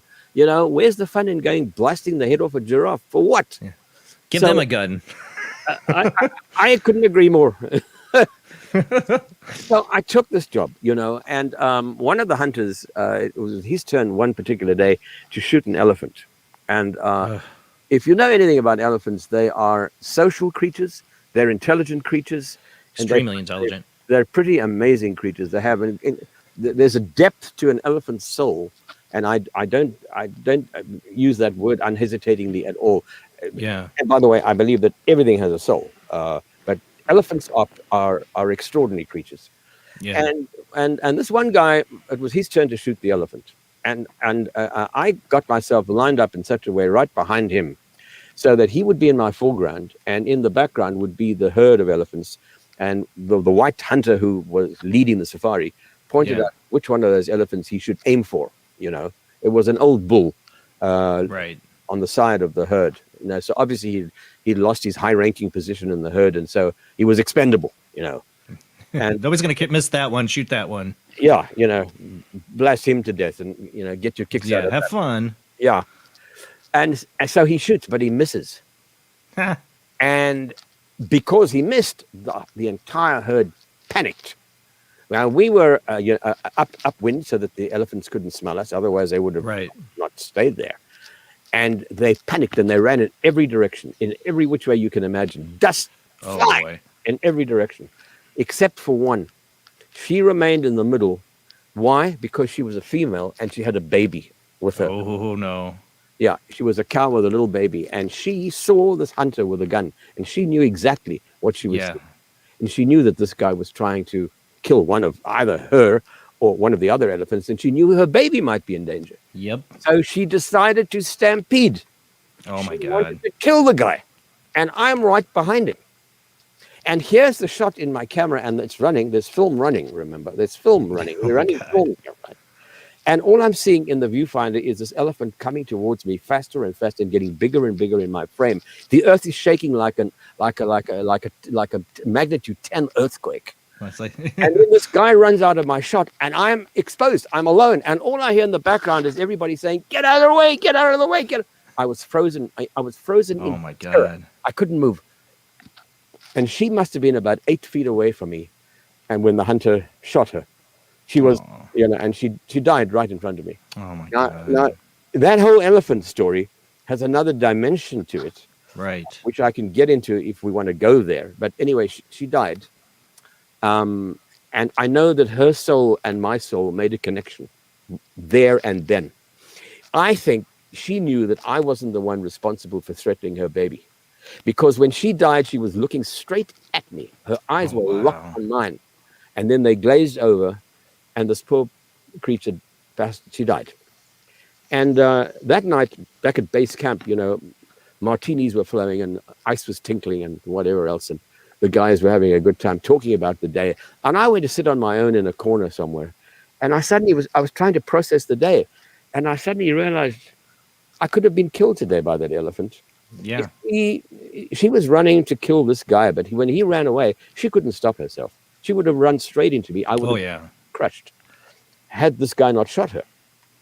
And I suddenly realized, oh my God, this is the great beast that might take your life in the jungle. That's what she saw. She even saw that incident.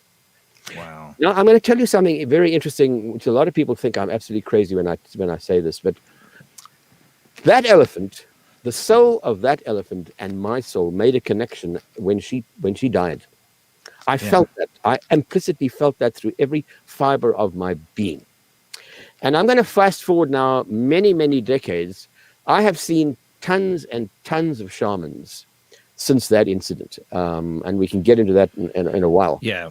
Every time they throw the bones for me to interpret the bones, the very first thing they say is, what is this elephant that is around you? Oh, wow. They always see this elephant in my bones. What is this elephant spirit that is around you? And I know that that is so. That woman, that female elephant, her soul is with me. And I think it's almost like a protective spirit that's been around me. And this was 1967. And today, you know, that's it's decades ago. Yeah. She's still around. And I have been seeing shamans until very recently because, you know, I developed a really serious kidney condition some years ago. And that took me back to Africa. And I tried to find some help by consulting shamans in Africa. By the way, they go by the name of Sangoma, which is a Zulu word. In South Africa, they call themselves Sangomas. Sangoma means, you know, one who can foretell one who can a soothsayer, like a soothsayer, exactly that, Yeah. like that, yeah, exactly that. And I have seen so many sangomas in my time. First of all, they have all diagnosed the fact that I've got an internal organ problem, a kidney problem, and many of them have done healing on me. But I even had an exorcism done on me by a shaman in a country called, well, today it's called Eswatini. When I had it done, it was called, its name was Swaziland, which it sits between South Africa and Mozambique.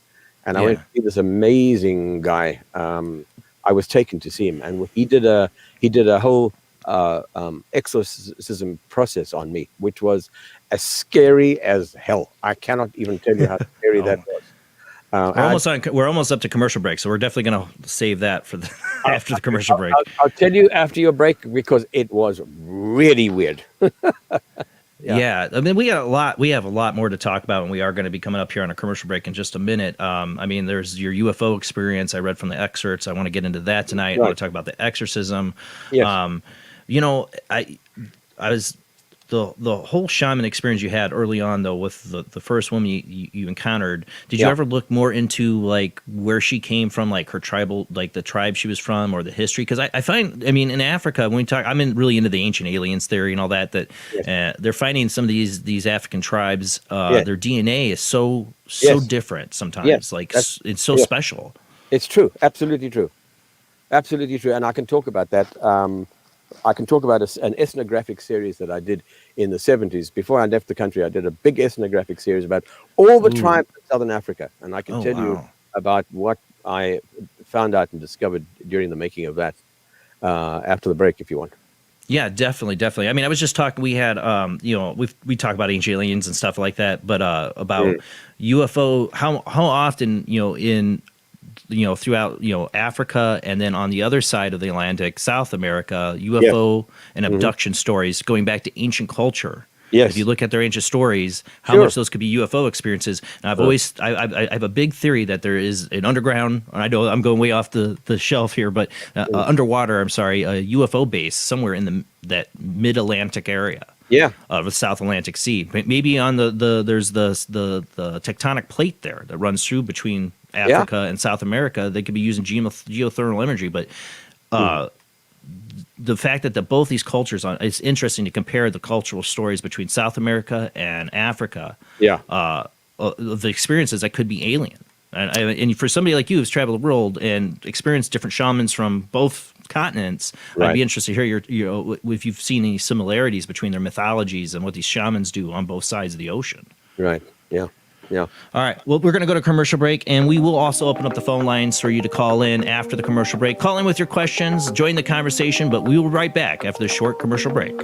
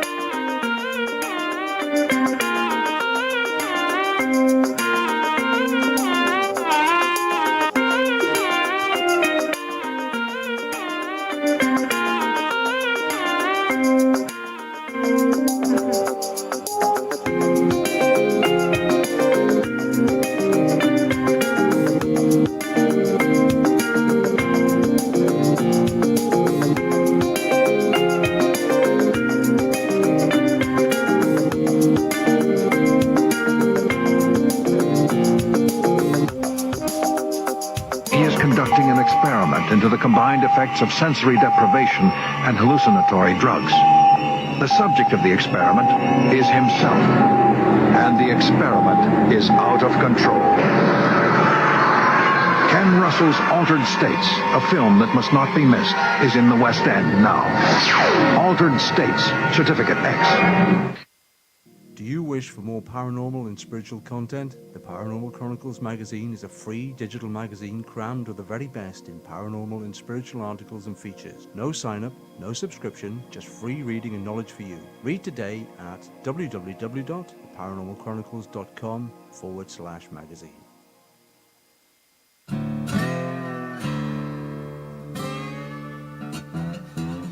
Oh, come on. I'm Southern, but... Nope. That'll do. Hello.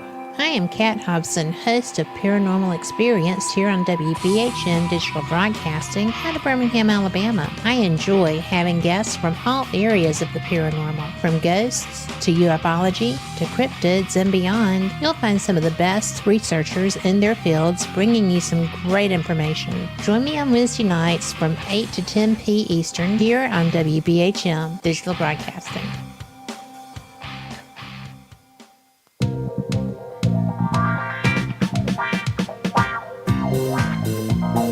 The night is alive. Join us and take a walk on the weird side when you tune in to the Kingdom of Nye, hosted by Heather Wade, the finest in late night talk. Listen live free weeknights starting at 9 p.m. Pacific time at thekingdomofnye.com, talkstreamlive.com, and the Paranormal Radio app. Wanna take a ride? Join us every Wednesday night at midnight Eastern Standard Time for Weird Wednesday, the live stream, with your hosts Jamie, the Living Dead Girl, and Rob, the Phantom, where we'll talk about all things paranormal, including zodiac, astrology, tarot card and oracle card readings, live ghost boxing and spirit communication, where we'll do Voices from Beyond, the Cold Case Files. So we hope you join us live on Facebook and YouTube every Wednesday night at midnight Eastern Standard Time. We hope to see you there. Bye-bye.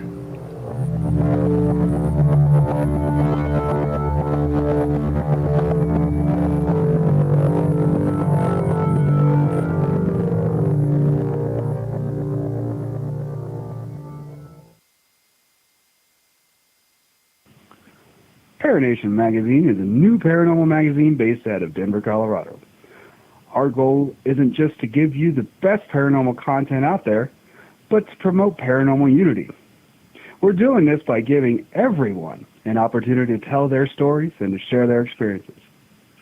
For more information, follow us on Facebook at Paranation Magazine and soon, paranationmag.com.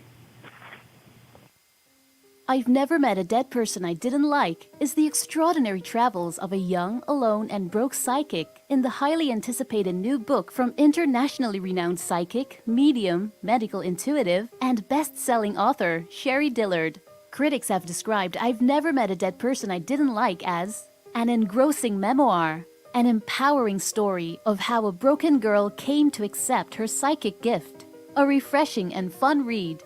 I've Never Met a Dead Person I Didn't Like is available through Amazon, Kindle, Barnes & Noble, and wherever books are sold.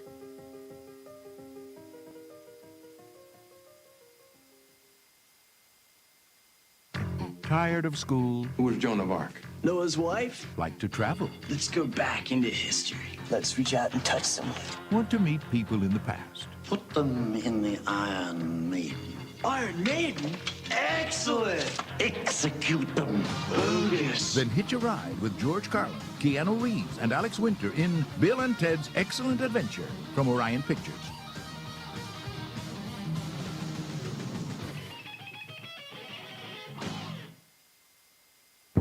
Are you intrigued by Paranormal Talk Radio? You'll love the new Paranormal Radio app from Talkstream Live. You'll find a great selection of talk shows covering UFOs, ghosts, strange phenomena, and much more. Download the Paranormal Radio app now and start listening to the very best in paranormal talk entertainment, including the network you're listening to right now, the Paranormal Radio app, free in Google Play and the iOS App Store. I've seen things you people wouldn't believe. Attack ships on fire off the shoulder of Orion. I watched sea beams glitter in the dark near the Tannhauser Gate.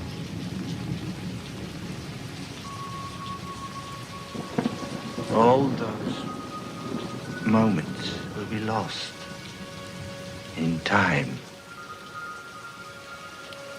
like tears in rain. Time to die.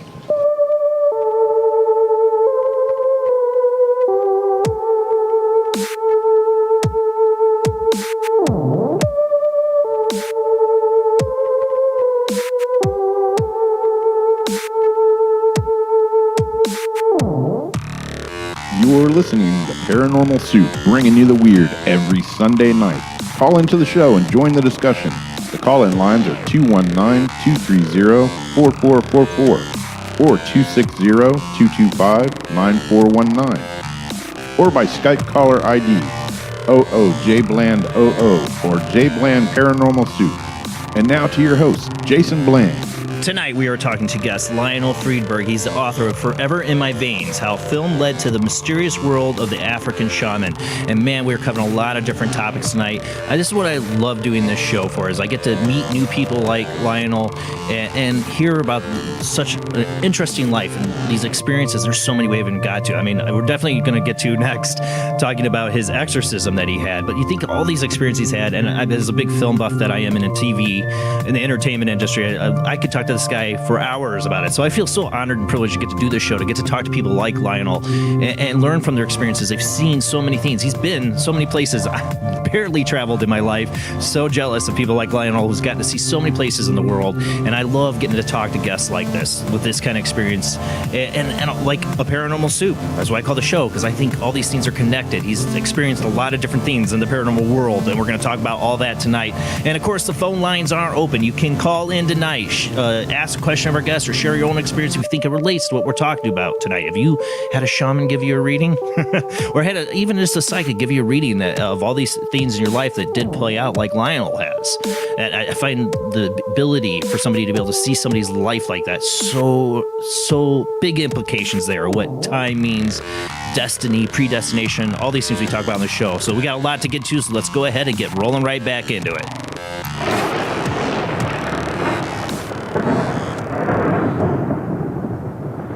Thank you for sticking with us, Lionel.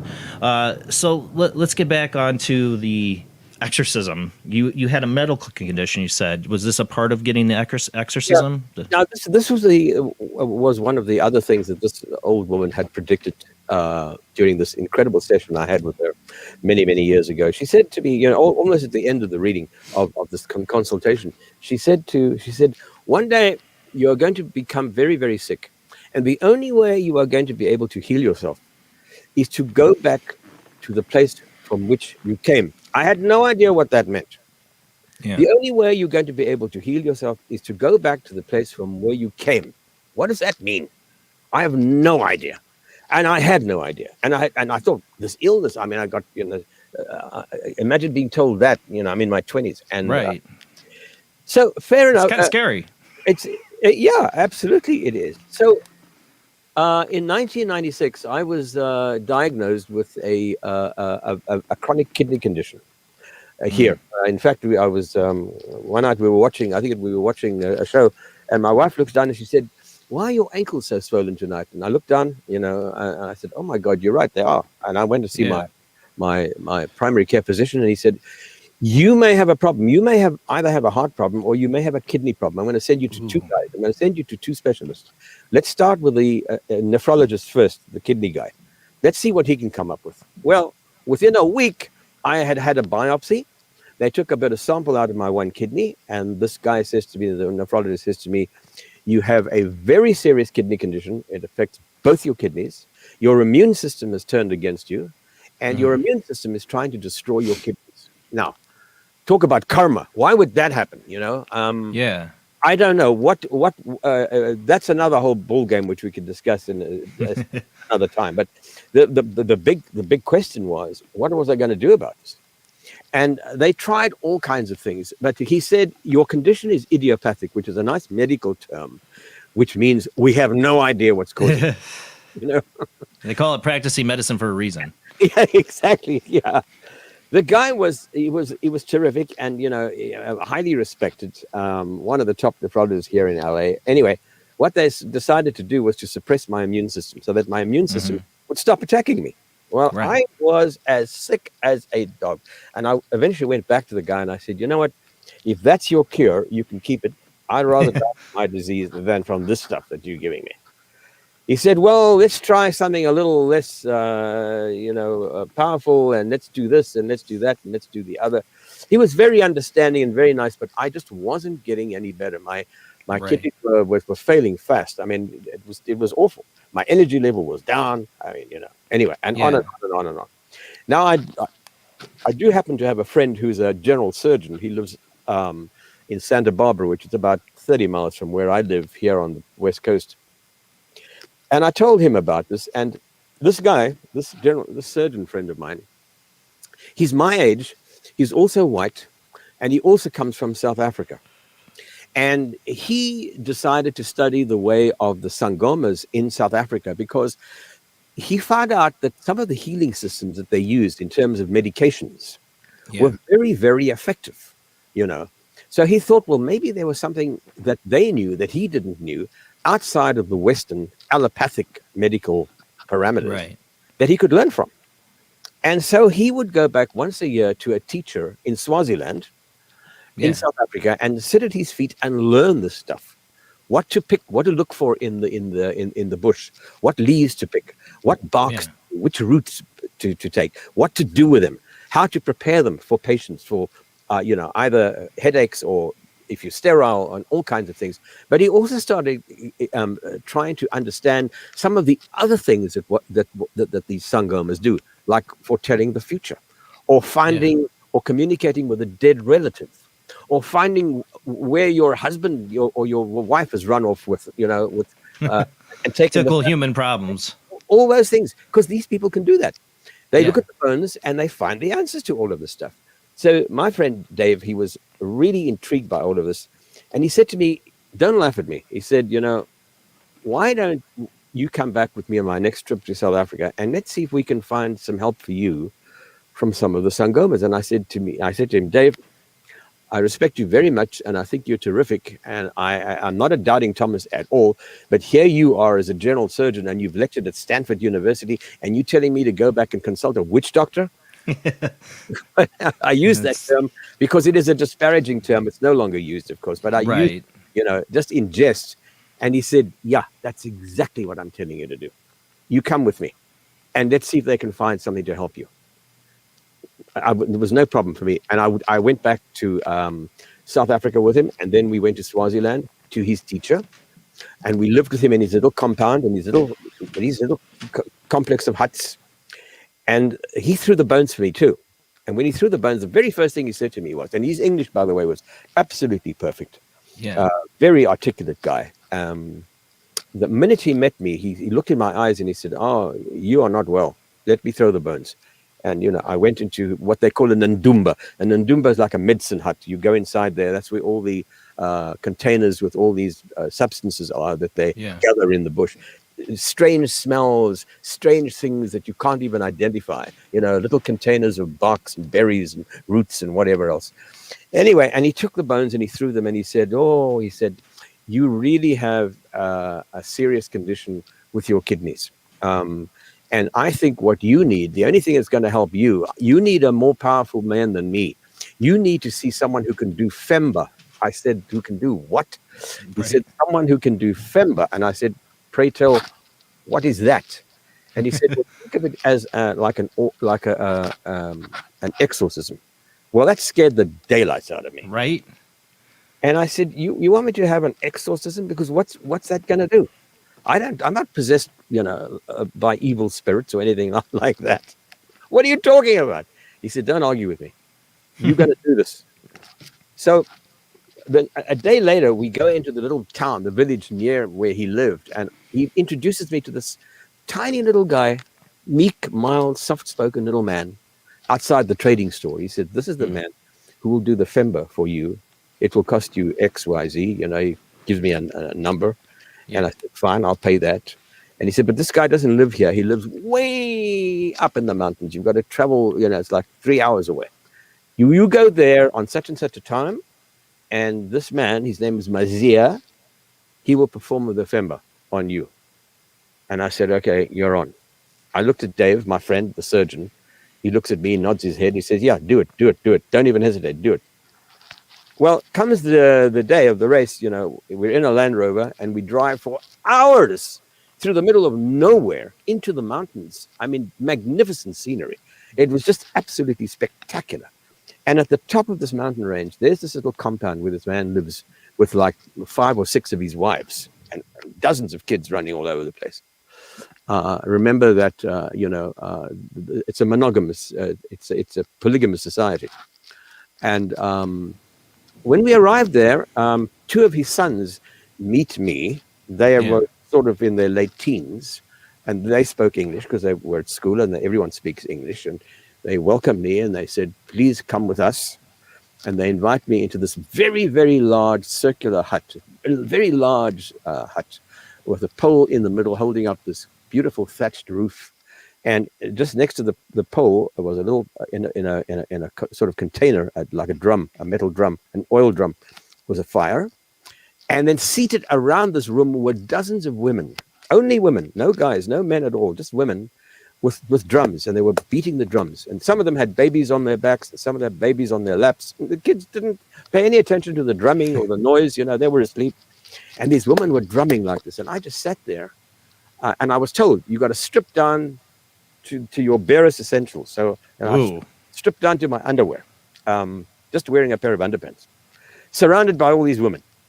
I wasn't in the least bit embarrassed because I had just given my fate up to the winds. What will be, will be, you know? That's what you do under circumstances like that. Right? I mean, you might as well go the full Monty. You're there. You're in Africa. You know, you might as well go with the full thing. And if you're going to commit, you might as well commit to the whole thing. And that's about Africa. Africa is like that. You just, you know, there are no barriers. There's no barriers there. There's none of that stuff, you know. So I was sitting there in the middle of the hut with my feet stretched out, and I was sort of sitting there in my scants, and the women are drumming away, and there's no sign of this guy, this healer.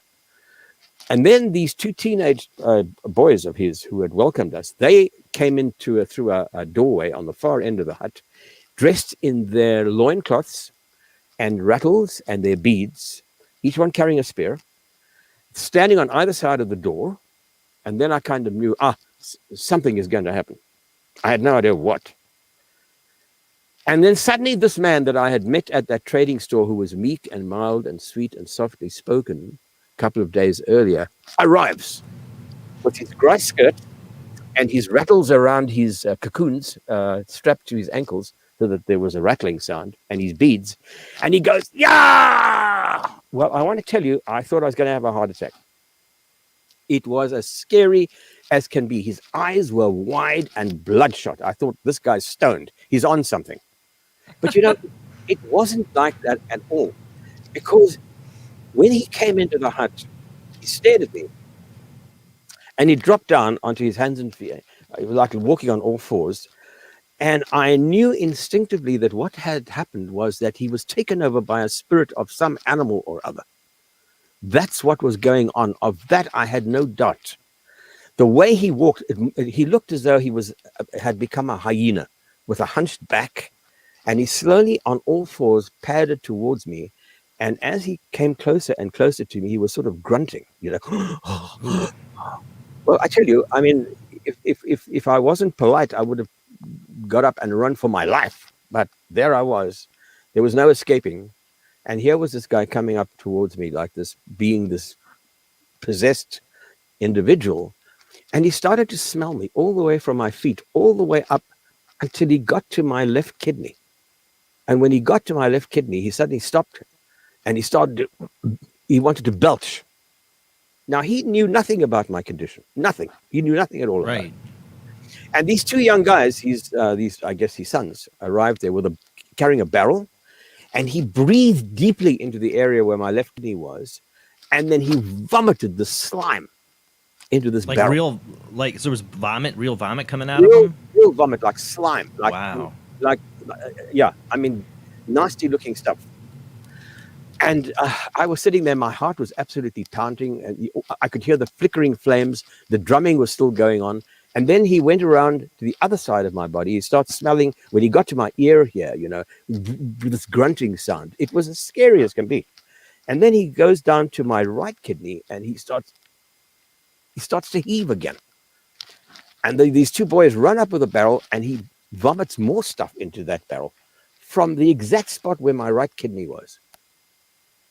And they take the barrels away. And this was about 45 minutes into the ceremony. And then he stood up in front of me at my feet, above me like this, with his hands folded. And the redness, this fierce glaring look in his face sort of disappeared. And he looked at me and he was speaking Swazi. I didn't understand a word. I had to get a translation afterwards. But basically what he told me was, he said, your grandfather is here with you tonight. Your ancestral grandfather from your father's side. And I have called upon your grandfather to help you to heal. I have taken the sickness out of your body, and your grandfather will be the one to help you to heal. You have to get yourself a walking stick. It must be made of a certain wood. You name the type of timber that should be made of.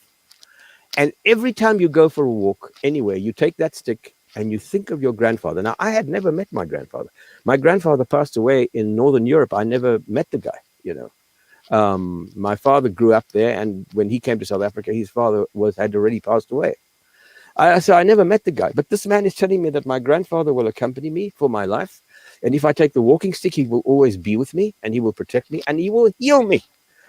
And, so the end of the night, I got dressed. I thanked everybody. I got into the Land Rover. My head was swimming. I had no idea what I had experienced.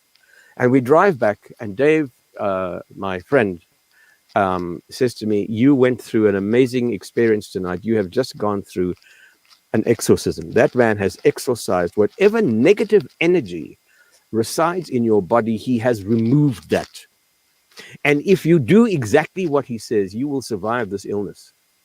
So you better listen to what he told you to do. Right. So we get back to where we were staying with this other guy, this teacher of my friend. And it was late at night, like maybe 2 a.m. And the next morning, that guy, my friend's teacher, his Sangoma teacher, he came to greet me and he said, I hear interesting things about last night. I hear that it went well. And I said, yeah, I have no idea what happened. He said, come into my hut. I want to tell you something. Now, there are no telephones. There are no cell phones.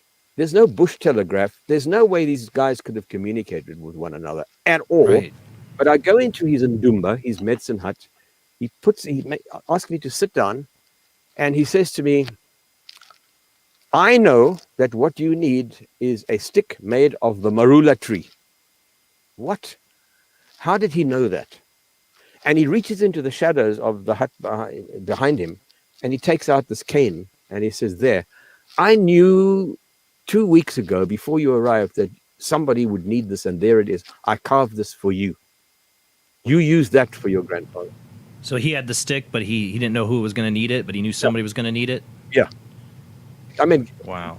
It's like an enigma on top of a mystery. How do you figure this stuff out, Right. Anyway, the point is, to make a long story short, I go nowhere without that cane. I often go for walks in the Mojave Desert. I love to go up there, just walk around and look at the sky and the stars at night. And I always take the cane with me, and I always think of my grandfather, who I've never met. I don't even have a photograph of the guy. But I feel that, he's sort of with me. And you know what? I have had this illness now for like 30 years. Yeah. And my nephrologist told me at the very beginning, he said, within 10 years, you'll be on dialysis or you'll be dead, one of the two. And here I am 30 years later, and I'm still going. So something working. There you go. I mean, it's just amazing.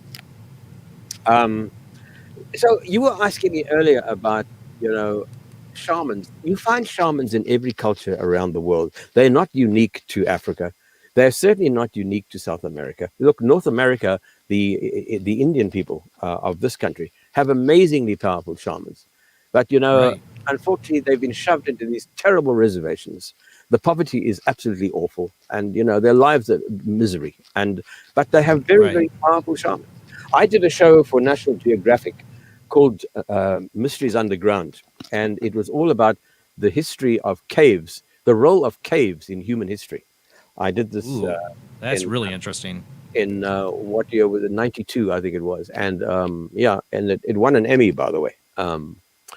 And what I wanted to do was I wanted to go into Mammoth Cave and show how many centuries ago there were unknown people. No one really knows who they were, who were mining crystals from the interior cave. Right? I've been there. I know. So I wanted to recreate that. And I got the casting people to find me two really interesting looking guys who came from the Lakota tribe. And we flew them to the location. And, you know, we lit the cave. We had to have battery power and all kinds of things. But when I looked at this one man, you know, and his role was to chip away at these crystals to take us back in time. It was like going through a time warp, because this man had a face that was extraordinary. And as he was doing this, he says, my ancestors have been doing this for many, many thousands of years. And we're not allowed to do it anymore. But these crystals have great powers. And we Lakota people are very, very powerful people. So in North America, there are amazingly powerful shamans. They're overlooked.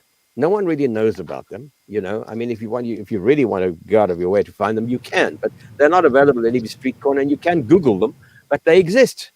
And that applies also to the Orient. I have met people in Southeast Asia who also practice shamanism. It's a completely different paradigm altogether. There's no bones involved, but they can foretell the future. They can diagnose your illness.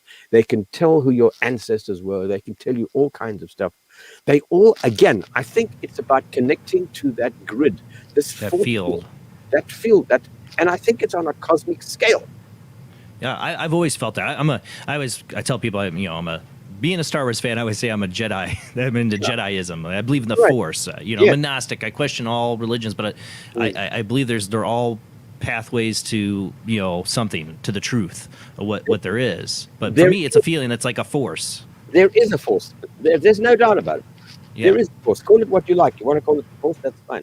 Call it a grid? That's fine. Call it a force, a field. Call it whatever. There's no name for it, but it exists. No doubt about it. Yeah. We got somebody who's been waiting on the phone. I want to get to his phone call before we get too late here. We got Zach on the line. How you doing tonight, Zach? Thanks for calling in. I'm doing pretty good, brother. And talk about synchronicities, man. I mean, today you said it was your mom's birthday. Yeah. Today is also my dad's birthday as well. Well, happy birthday to your dad. So I just have two questions, but I'll keep them nice and short. Lionel, it's good to see you again, man. I first saw you over on Laura Lee Potvin's show, so it's really glad that I get to talk to you in person this time. Oh, hi. My first question to you, man, goes back to the Elephant Spirit Guide. Yeah. Which the first time that I heard that, I thought that was really unique that you had a spirit guide like this. My question to you is, what are ways that this spirit guide communicates over to you? You know, it's hard for me to answer that question with any degree of satisfaction for you, other than to say that I meditate twice a day. I don't. It's not a meditation. I do what I call a connection to this grid that I talk about, this field. And I know that in the course of doing that, I can connect with the spirit of that animal. And whenever I'm in trouble, or whenever I feel that I'm in danger, I instantly am aware of the spirit of that animal. I can sense that it's her. It's that poor cow that I connected with that day. I just know it's her. Okay, cool. And then my second question goes back to really these shamans that you've experienced. Have any of them ever described really the kind of training that they undergo to become a shaman or a holistic healer? Yes. And it's years. It's years and years and years. Like my friend Dave, the general surgeon, this buddy of mine that I was talking about, the one who told me to come to Swaziland with him. It took him 7 years before they allowed him to practice any of the stuff. He went through an initiation that with other shamans. They all did a big ritual for him, But it took him 7 years before he was acknowledged by the elders of the tribe and those who practice shamanistic practices in South Africa, Sangomas, before he would be recognized. And I'll tell you a really interesting thing is it's like almost going to medical school, and it's as long as that, sometimes even longer.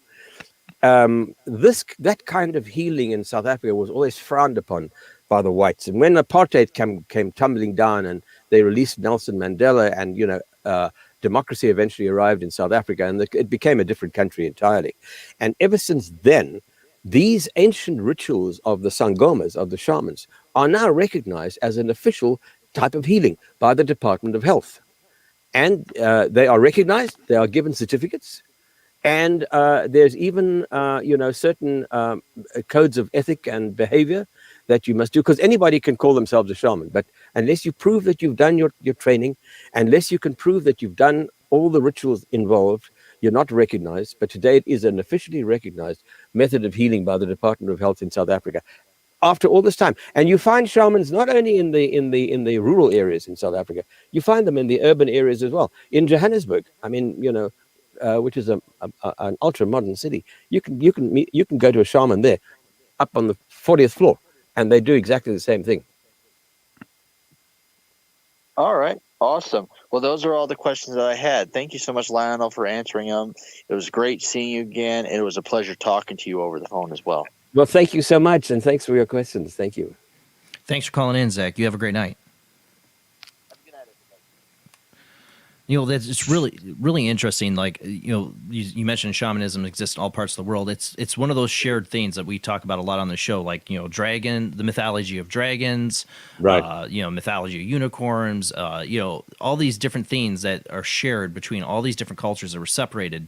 Oh yeah, back in ancient times, but had a lot of the same mythologies. You can find so many similarities, and shamanism is one of the big ones. Absolutely, and it's not based only on hearsay or on folklore. I mean, it's a practice that you can see at work. You can see it.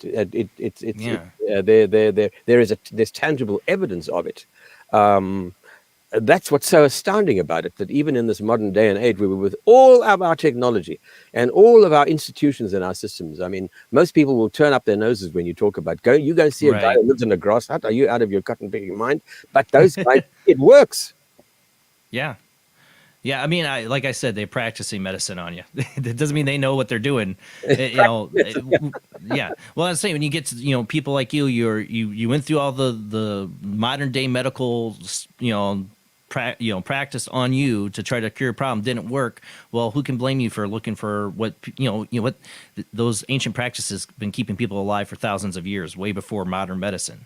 I think there's something there. Absolutely, I think the lesson in that is, you've got to think outside the box. We can't be trapped inside this box that we are told always is the truth. And I think that applies to everything. I think that applies to the history of the planet. I think that applies to ancient history. I think we have to take a very, very hard look at how history has been written. I think a lot of it is all BS. I think that we have been visited by aliens for perhaps thousands, if not millions of years. And when you talk about this to people, they look at you as though you're absolutely certifiable. I know. My family does. They think of me that way, but that's okay by me, and look, you mentioned earlier about UFOs. I photographed a UFO in Canada. And so I have had personal experience that there are definitely, this is a reality. It's not hearsay. It's not nonsense that you'll find at your average UFO convention, where people arrive and there's a lot of hot air being spoken by a lot of people. It's the 1%, and that's the 1% where the truth really does lie. And it's that 1% that is so amazing, because we are definitely not alone. Whether you read Zachariah Sitchin or whether you read Graham Hancock or whoever your heroes are, there is more to our history and more to our planet and more to our background and more to our genetic background, I think, than we are told. I mean, look for how long they've been saying most of the DNA that we have running through our blood, they don't even know what it is. And they used to call it junk DNA. Remember that? Right. Yeah. Well, give me a break. It's not junk DNA. It's probably alien DNA. Yeah, exactly. I mean, like you said, you said you had some work with DNA in the tribes of Africa, I mean, they found so many incredible, just you're talking about the beginnings of early human civilization. Yes. Going away from Mesopotamia to Africa. Right. These DNA, they can see where something diverged in human evolution. You look at these ancient tribes. There's like a tribe there that has blue eyes, which That's is right. incredible. Yeah. And that their DNA is considered to be pretty special. Absolutely. There's a tribe in South Africa. I find them the most fascinating group of people in South Africa called the Venda, Venda. And I spent a lot of time with them when I did that ethnic series that I mentioned earlier about all the tribes. I spent a lot of time with the Venda people, and they are deeply, deeply spiritual. And they are very, very knowledgeable. These are folks who have no connection with the other tribes in the area. They're from somewhere else, and no one really knows their history. And I'm quite sure that if you investigate their genetic structure, it's be completely different. And then there is the Lumba tribe in South Africa that have DNA that is very, very closely connected to people from the Middle East. We're talking about the areas of, Syria, Sumeria, Israel, all of that. They are connected genetically to those folks. And their spiritual beliefs and practices are completely different to any of the other tribes.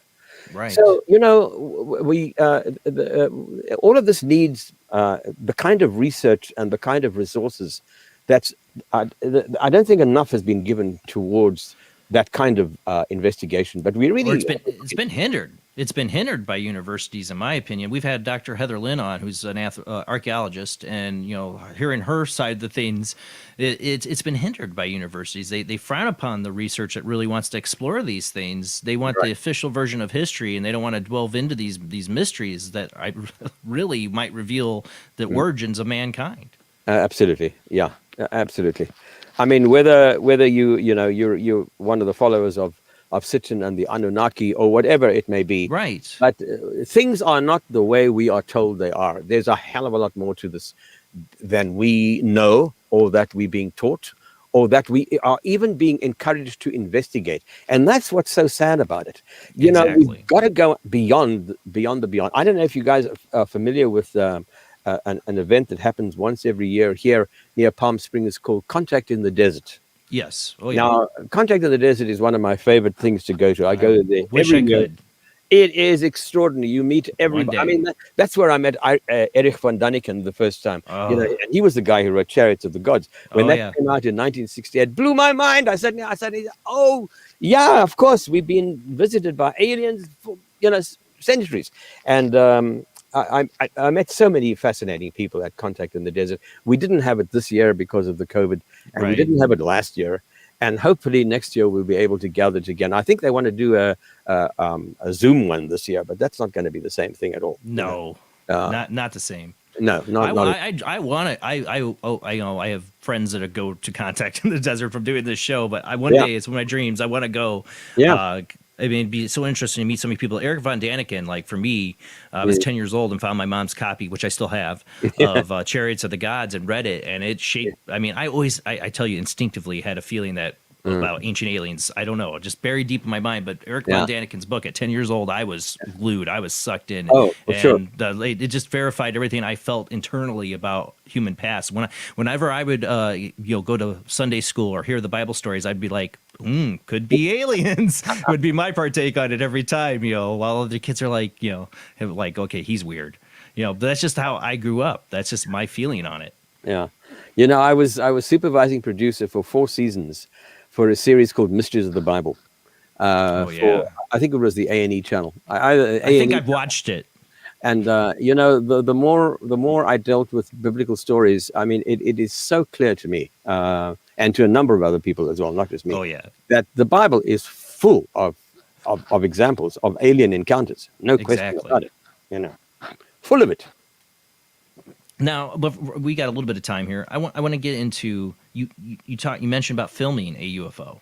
Yeah, in the 60s. Can we talk about that? I want to hear this experience. Yes. After I emigrated from South Africa to Canada, I worked for National Film Board, which is one of the most prestigious documentary. At that time, they specialized in documentaries. Now they do other stuff as well. But it's a wonderful production company. It's state-owned.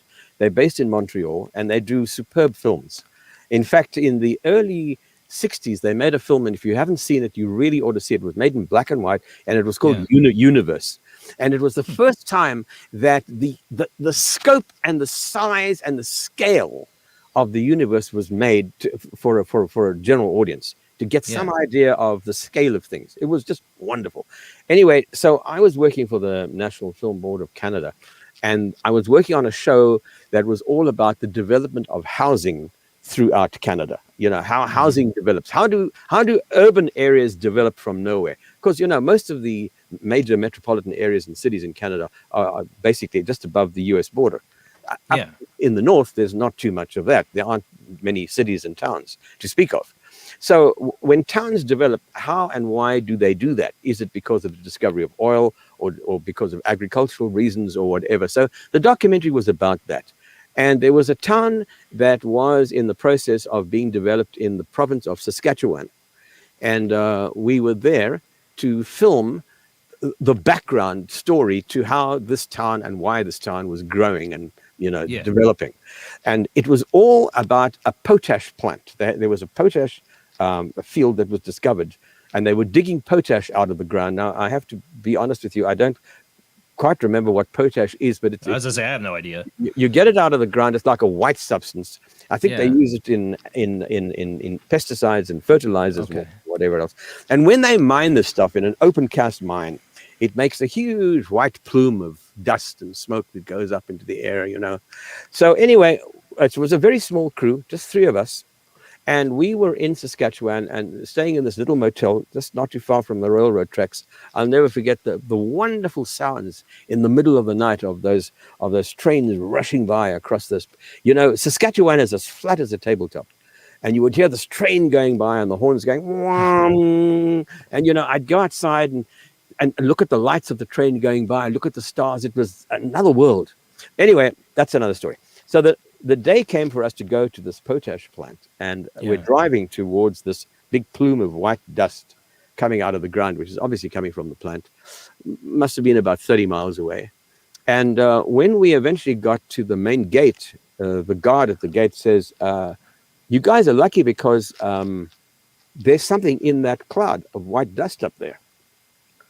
The director was sitting in the front of the car. He said, like, what are you talking about? And he said, we don't know what it is, but when we arrived, all of us this morning, when we arrived, we could see that there's something up in that cloud. Really? Like what? We've no idea, says the guy. Mm-hmm. You should take a look. Well, how? He said, you know, if the wind comes up and blows away, you'll see it. But I mean, you know, we're there to do a job. We're there to do some filming. Anyway, we drive down to the main office, small building, and the director goes to meet the manager of the mine to discuss the filming of the day. And I said, I'm going to set up a tripod and see if I can put on the longest lens we have, a telephoto lens, and see if we can see anything. Yeah, sure, you go ahead and do that. So I was in the parking lot, and a couple of other guys who worked at the plant came up and stood around, you know, smoking and shooting the breeze with me and talking. And I set up the camera, it was film again, and I put on the longest lens we have, which I think was about a 300 millimeter focal length, which was quite long for quite a powerful telephoto lens. I set it up and I trained it. I said, so where is this thing? And no, the guy says it's up there somewhere. You just have to hunt around. And we know we were studying around. Nothing happened for about 15 or 20 minutes. And then a slight breeze came up and this cloud dissipated. It just sort of slowly dissipated. And I caught a glint, like a flash of metal. Oh, wow. And I said, oh my God, there is something up there. And I tried to focus, and I got the focus right, and I could see that there was something gleaming, but only part of it. I couldn't see what the whole thing was until the breeze intensified a little bit. And when this breeze eventually parted completely, it revealed it was a circular-shaped object connected to like a triangle underneath it, and on each tip of the triangle was like a rod. It's sticking up like a tripod, connecting that to the disc above it. Wow. No sound, no windows, no form of propulsion available, visible. How big? How big do you think it was? A lot of people have asked me that question, and these were before the days of the 747. But it was that size. That's was big. It was the size of a 747, and it just sat there as though it was frozen in the sky. It was unbelievable. And of course, I ran film. Right. I shot about 150 feet of film, and nothing was happening. So, I kept running the film and running and running and running, and nothing happened. It didn't move. It didn't go anywhere. And then the breeze came back, and thank goodness it vanished, and I turned off the camera, and I thought, oh my, what on earth was that? So, then we had to get on with our work. We had to do what we were there for that day, and we did our filming. And at the end of the day, we were back at the motel, and it was my job to can up the film at night, put all the rolls of film into cans to send back to Montreal, way back in Quebec, to send to the labs for processing. Those were the days when you process film, right? Yeah.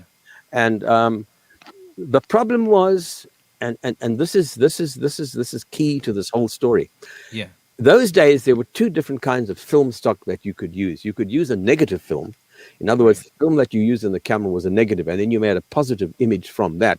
So the negative was your master, which you kept in the lab, and then you had a positive image, and they made prints and copies from that one. But there was another kind of film called a reversal film. So the image that you got out of the camera, once you ran it through the processing baths, was positive. You could actually view that same film. It was a positive image. People used to use that on 35 millimeter for slides when there were the days of slide projectors, some people may remember those days. So we were shooting reversal film. And so I got back to the motel that night. I canned up all the stuff that we'd shot. I labeled everything, wrote out all the camera sheets. And it was my job to go down to the local railroad depot and send the film via Canadian National Rail or Union Pacific all the way back to Quebec for processing. So I did that. And on this particular can, which I split from all the other stuff, I wrote, "Hold for arrival." Unknown, just hold for arrival. That's all I put on the label. And I sent it back. And, that was that. So some weeks later, we back in Montreal, and it was time to view all our dailies that we'd shot on this trip. And we sat in the theater for hours and hours and hours looking at boring footage of farmlands and, towns and, yellow Caterpillar trucks doing things and building cities. And then we could get to this potash plant footage, and we're looking at that, at the end of it. And after we finished looking at all the dailies, the projectionist from the back, he yells, "Do you want me to run this thing that's called Unknown, Hold for Arrival?" And so we had the head of the camera department there, and some other experts who were responsible for the subject in the field of housing development, and of course the crew. And so we said, "Yeah, please put it on." And they ran the film, and we were all completely blown away because what was on the screen was exactly what I had seen. This craft just sitting there. And the head of the camera department, a guy by the name of Dennis Gilson, he said, "Do you have any idea what that was?" I said, "None of us." He said, "We should send that down to the States. There's a thing there that I've heard about called Project Blue Book. Oh, yeah. And maybe those guys will be able to tell us what that Alan is." Hynek. Yeah. I'm sure. Right. Exactly. And it was based at Wright-Patterson Air Force Base in Ohio. And so the lady who ran the camera department, the head of the department, his secretary, she packaged it up, and with a courier service. It was before the days of UPS and FedEx. I don't know which company she used, but anyway, she sent the stuff to Project Blue Book, and that was that. And I worked on another film. And then one day I was just hanging around the camera department, and I went into the office and I said, "Hey, Frankie, by the way, did we ever hear back, from Project Blue Book about that strange footage that we sent them?" "Oh," she said, "I don't know. I've never heard. I'll call them up. Yeah, I'll give them a call tomorrow. This is in Montreal, East Coast time, and Wright-Patterson was Ohio." So she waited for the next day, and then she called. And about a day later, she calls me into her office. She said, "Guess what they said?" And I said, "I've no idea." She said, "They denied ever receiving it." Oh, wow. She said that their very words were, "What film?" Even though they had signed the courier documentation, they denied receiving it. Now, was that a copy of it, or is it the whole film, no other copy left? That's the problem. That's why I told you about this reversal film, because we sent them the original. You know, and to this day, damn. I mean, but of course, the camera department, the National Film Board would not have okayed making a copy of that because that's money. It costs. So we just sent them the original. Damn. And then they denied ever receiving the stuff. So is there a cover-up? Absolutely, without any question. Yeah. Was there a cover-up? You betcha. You know, you wonder, like, they received that and they're like, wow, this is really good. Okay, they deny after that it disappears. Like, you wonder if there's a Freedom of Information Act or some way, some record where somebody did store it. A lot of people, as you well know, ever since a lot of the stuff was opened up in DC, Freedom of Information Act, people have been trying to get that, and about UFO documentation, which there's a lot of. And by the way, let me tell you something else. I worked on another series, either for A&E or for the History Channel, called Ancient Mysteries, was with Leonard Nimoy. Oh, I've seen that too. and I did a show there. This was before Ancient Aliens came about, before cable days, or the beginning of cable. Cable had just only begun, but there was no Ancient Aliens. So as part of this Ancient Mystery series, we did a show called Ancient Encounters. And what we did was we looked at, historically, were there any evidence of encounters with UFOs, with unidentified flying objects. By the way, the term is no longer the right one to use. The term today is unidentified aerial phenomenon, UAP. It's a new thing, So, UFO smacks of, kooks and, weird people. I don't care. I still call them UFOs. I do too, because that's what they are. Yep. I when we were doing the research for this particular show, doing the writing of that, we made lots of interesting discoveries. And even on like 2 or 3, not many, but there are 2 or 3 places in ancient Egypt on tomb walls where there are disc-like objects. Yes. We found through our research that in medieval tapestries and paintings, there are circular objects. I have been to Angkor Wat in Cambodia, and you know about the Vimana, right? The flying machines from the Mahabharata. Yes. You can see those things carved in stone on those panels. They're there. So they've been around for a long, long time. So I had heard rumors that Gordon Cooper, who was one of the original Mercury astronauts, had broken silence, and he'd broken rank with NASA, because apparently they weren't allowed to talk about this. Yes. And there was a rumor going around that he had seen a UFO. So I thought, I've got to track this guy down. I've got to ask him about this. And I did. I tracked him down. He had an office in a trailer in Van Nuys, which is an airport here in the valley in LA. Yeah. I tracked him down to that, and I went to see him, and he was really nice. It was just before he retired, and he passed away about a year or so after we made the film. Yeah. And I said, Colonel, I'm here to ask you about the fact that there is a rumor. He said, "Oh, you mean about the UFOs?" And I said, "Yeah, exactly about that." He said, "Sure, I'll tell you whatever you want to know." And I said to him, "Will you say it on camera?" He said, "Absolutely. I'll tell you whatever you want to know." And we got him into the studio, and he told us, he said that he broke rank. They were all told, they being the astronauts, that if they saw anything that was unidentifiable, anything that was weird or strange or whatever, do not talk to the press about it. Do not talk to the public. Don't talk about it generally. Keep it to yourselves. Keep it within the NASA family. You are not allowed to discuss it. And he said, but you know what? These things are so real that I feel I would be doing my country and my profession and my conscience a disservice if I did not speak about it. These things are real. And he told me that when he was based at, I think it was Ramstein, United States Air Force Base in Germany, before he became an astronaut, they were scrambled one day. They were flying F-86 Sabres, and they were told to chase a circular object that was flying around the skies of that part of Germany. He said, we could not keep up with it. This thing would scooch away from us at thousands of miles an hour, come to a sudden stop, and just stay there. And we tried to catch up with it, and when we got there, it would just go in a complete different direction. He said it defied the laws of physics. We have nothing even remotely like that. That thing was not of this world. That was from someplace else. I know that. He absolutely swore to that. And he said that there are many, many other astronauts who can tell you similar stories, but they probably won't talk about it. I wasn't going to say that, but he says it's on film and it's in the movie. You know, so you don't get more reliable people than someone like Gordon Cooper. Wasn't Gordon Cooper also the one, though, that when he was in the military, before he was an astronaut, filmed a UFO landing, and then they had to send it away? Wasn't that Gordon Cooper? Well, he did also tell us that he saw a UFO one day at Edwards Air Force Base. Yeah. But I don't know about any existing footage, and I have to be honest. I didn't disappeared like yours. It disappeared like yours. Probably. I don't know whether it was photographed, and I didn't ask him that. I have to be honest with you. But he does say, he saw a UFO land at Edwards Air Force Base.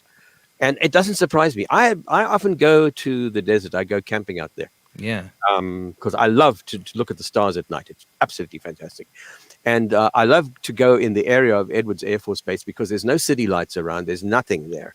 And it is a perfect place for UFO activities. And often at night, you know, we've taken infrared glasses. Yeah, night vision glasses, and you see these things, and they're not all satellites, because they move across like this, and then do that, and then do this, and then do that.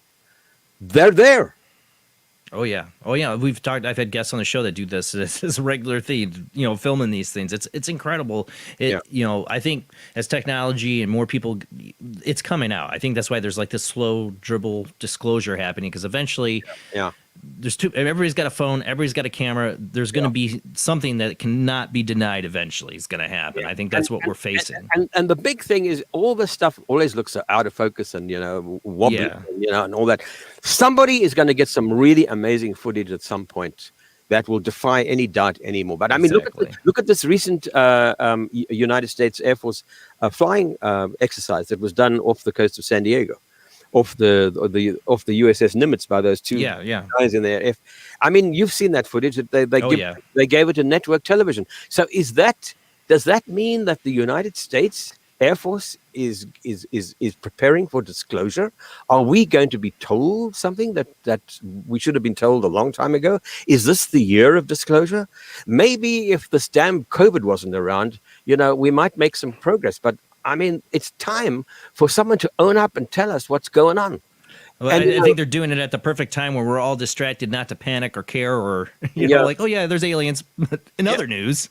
Yeah, I mean, the Russians have got tons of info, data on this stuff, as do the French, as do the British. And the Chinese. And I'm sure the Chinese have lots. Yeah. We got to go to our last commercial break. When we come back, too, we haven't even touched upon your experiences with near-death experiences. I want to get into that, too. And the phone lines are still open, guys. You can call in when we come back from this short commercial break, but we will be right back.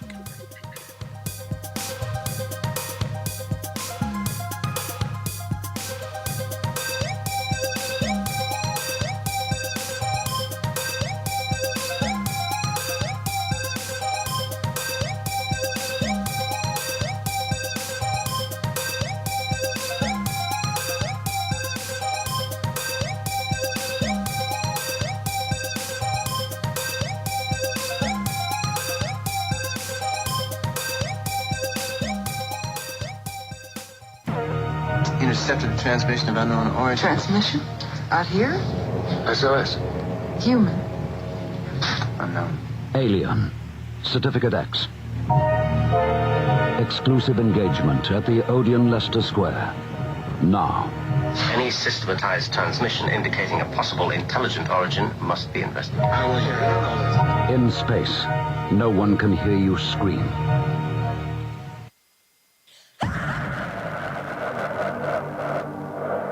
If you are interested in discovering the truth about the paranormal and want to hear from leading researchers in the field, join Justin Brown on his 3 weekly shows named My Paranormal Soapbox, Necromancer Live Show, and the Supernatural Symposium, live on Facebook, YouTube, and InterfaceDeath.net.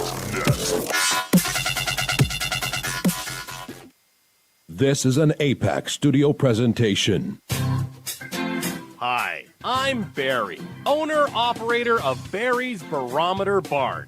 Lately, I bet you've been lying awake at night asking yourself, how many barometers do I really need? Well, at Barry's Barometer Barn, we think you need more than one. Otherwise, we're gonna go out of business. Remember, at Barry's Barometer Barn, we don't know the meaning of high-pressure sales. Come on, folks, buy another barometer. I'm trying to put my kids through college, I've got a family to support, and a secret mistress who isn't cheap. Visit Barry's Barometer Barn, 000 Storm Drive. Come on, folks, buy a barometer. I'm Barry's older brother, Larry, and every time one of you people walk past the store without coming in, Barry beats me.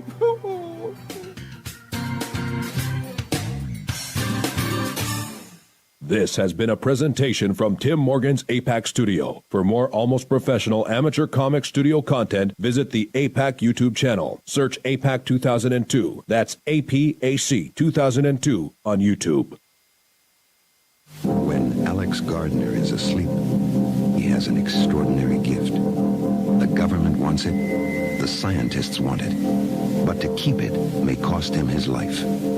It might be better if Alex didn't sleep at all, but he cannot resist entering the dreamscape. Can you? See Dreamscape in the West End and all over London now, Certificate 15. It takes an extraordinary adventurer to enter the dreamscape. Are you intrigued by Paranormal Talk Radio? You'll love the new Paranormal Radio app from Talkstream Live. You'll find a great selection of talk shows covering UFOs, ghosts, strange phenomena, and much more. Download the Paranormal Radio app now and start listening to the very best in paranormal talk entertainment, including the network you're listening to right now, the Paranormal Radio app, free in Google Play and the iOS App Store. Join us every Wednesday night at midnight Eastern Standard Time for Weird Wednesday, the live stream, with your hosts Jamie, the Living Dead Girl, and Rob, the Phantom, where we'll talk about all things paranormal, including zodiac, astrology, tarot card and oracle card readings, live ghost boxing and spirit communication, where we'll do Voices from Beyond, the Cold Case Files. So we hope you join us live on Facebook and YouTube every Wednesday night at midnight Eastern Standard Time. We hope to see you there. Bye-bye.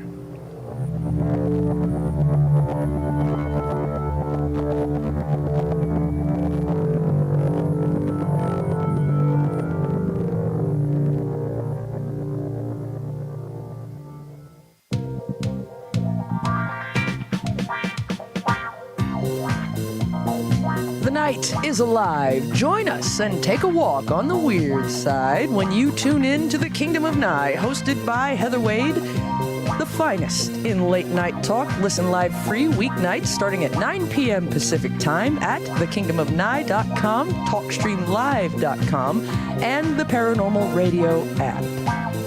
Wanna take a ride?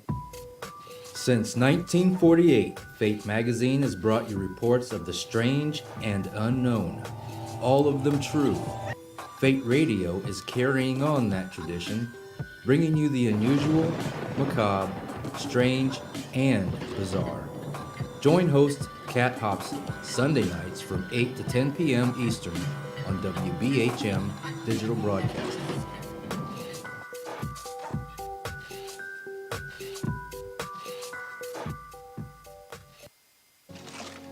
Heat 'em up. Do, re, be gone.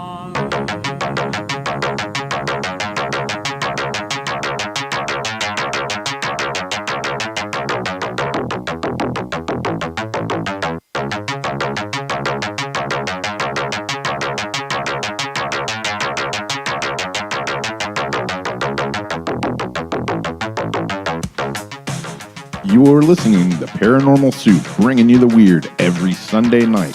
Call into the show and join the discussion. The call-in lines are 219-230-4444 or 260-225-9419. Or by Skype caller ID OOJBland00 or JBland Paranormal Soup. And now to your host, Jason Bland.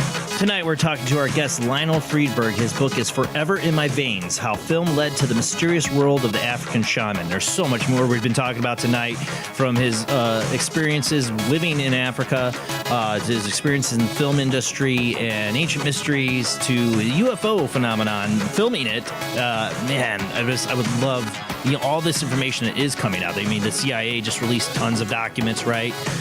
What if that film's out there that let Lionel film? Think about it. That could be the footage right there that proves it all.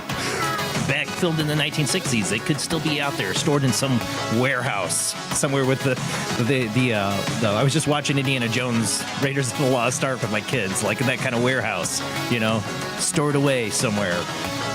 Again, I think we're getting the disclosure because eventually all of us with all these cameras and technology, it's coming out. Eventually, there's going to be a sighting that cannot be denied. Maybe the Nimitz was it. I don't know. But everybody's still arguing about that, and it seems like our mainstream media could care that there is a disclosure happen. But we care here at Paranormal Soup, and that's why we cover these fringe topics, as they put it. But I think it's the real deal of what's going on. That's why I love having guests like Lionel on the show. And you can call in and join the discussion. Call in. The phone lines are open. But let's go ahead and get back to our guest.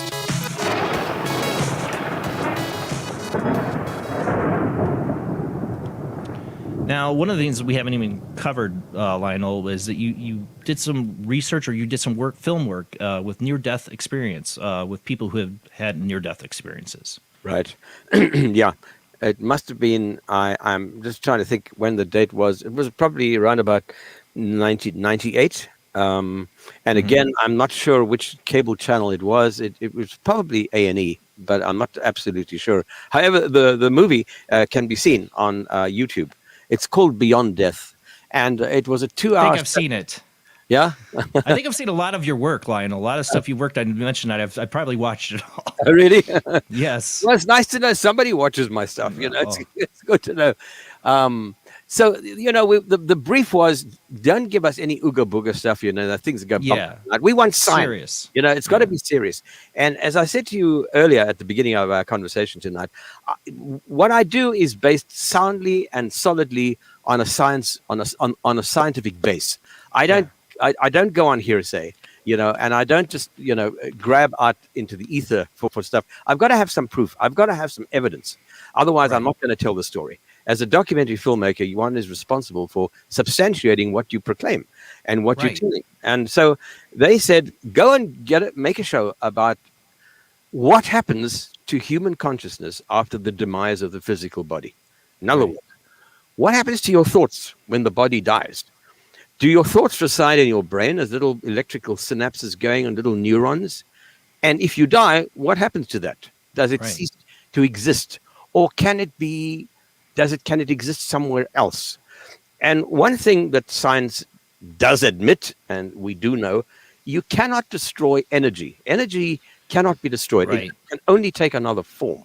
So one of the questions I asked many of the scientists and the people that I've had in the show was, can we think of thought as another form of energy? And there was a wonderful guy called Robert Jahn, who worked at Princeton University.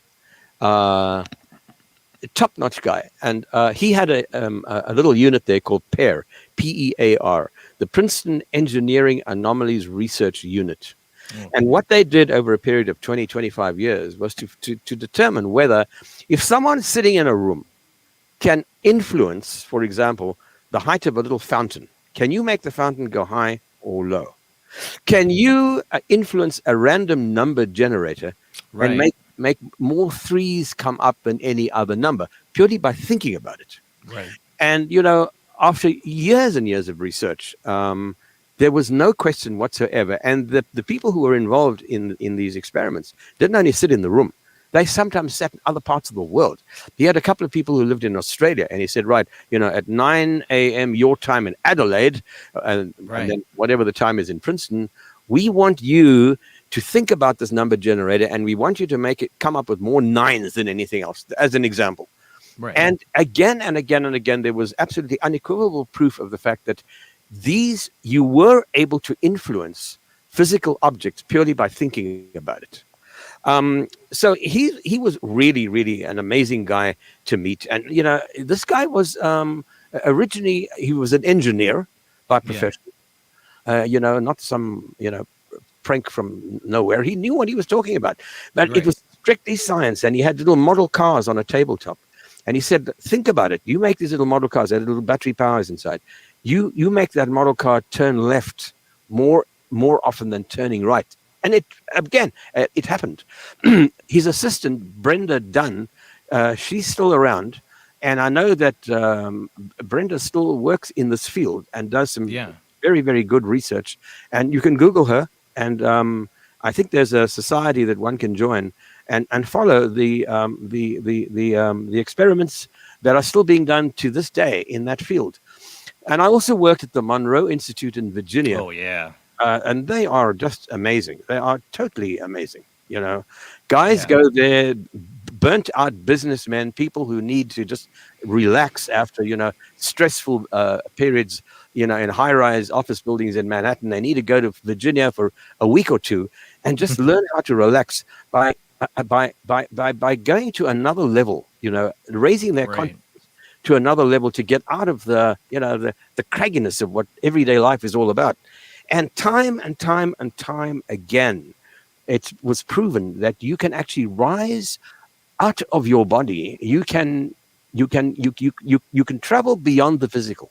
There's a guy, and I'm not going to name him because he's asked me on many, many instances to not name him by name, but he's a terrific guy, and it's absolutely true. He used to work for NASA. He said to me, I have gone to the Monroe Institute for about 7 or 8 years. I have actually traveled and I have gone beyond the solar system. I have traveled to other parts of the universe. And I said, I'm not making this up. This is absolutely true. Out-of-body experiences, we can all do this. The way they do it at the Monroe Institute is both a binaural signal, one tone going into one ear, one going into another, and you change the brain's wave function. Right. And you can get into another level of consciousness. So those are two of the things that we put in the show. But what was so amazing is that I interviewed people who were clinically dead, for short periods of time. Now you cannot deprive the brain of oxygen for too long because the brain decays. But there was one particular woman, and I shot the sequence in Atlanta. Mm-hmm. And I interviewed her and her surgeon. She had an aneurysm of the brain that would have killed her. And the only way for this aneurysm to be removed was for them to cut open the skull and then remove the aneurysm and then patch everything up again, and revive her. But in order to do that, they had to stop the flow of blood because by removing that aneurysm, that would have been a fountain of blood spurting out. Right. So that she had to be clinically dead for, I don't know what the period of time was, I do forget, but it was kind of like the longest you can afford to do that without damaging the brain. Right. So she was clinically dead, and she said to me, after they put her to sleep, she went into this wonderful deep sleep, and then she opened her eyes and she was floating above her body, looking down at her body. She wasn't sure at what stage of the surgery, of the operation this was, but she was looking down at herself and all of these physicians around her and the nurses and the surgeon working on her brain. She watched everything. And, when she was revived, she told the surgeon this. A few days later, the surgeon said, are you feeling okay? And I won't give her full name, but her first name was Pam. And the surgeon said, are you feeling okay, Pam? And she said, yeah, I'm absolutely fine. In fact, that was an amazing experience. And he said, in what way? She said, well, I really enjoyed watching what you did. And he said, come on, give me a break. What are you talking about? And she said, I watched you. I actually floated up to the top of the operating room. I was above the big lamps that you were using, and I could see down to what you were doing to me. And he said, all right, give me some proof. Tell me something that'll make me believe you. And she thought, and she said, okay, what about the time when you asked the nurse to pass you this particular instrument and she dropped it and you scolded her? Why did you do that? It wasn't her fault. And he said to her, you saw that? you were clinically dead at that time. She said, yeah, I saw that. Why did you scold her the way you did? And the surgeon said, this is unbelievable. He said, that's interesting enough, but give me more. I need some more. Right. And he said, all right. And because the surgery took so long, he had a tape deck playing in the corner of the operating room, playing some of his favorite music. She could name a lot of the tunes that were on. Yeah. She said, I don't agree with all of your music. I didn't like this and I didn't like that. I like this one. And he said, you heard that? And she said, of course I heard it.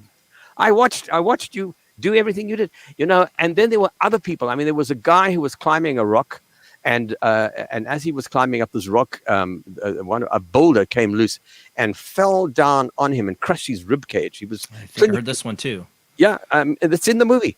And he was clinically dead by the time the ambulance got him to the hospital.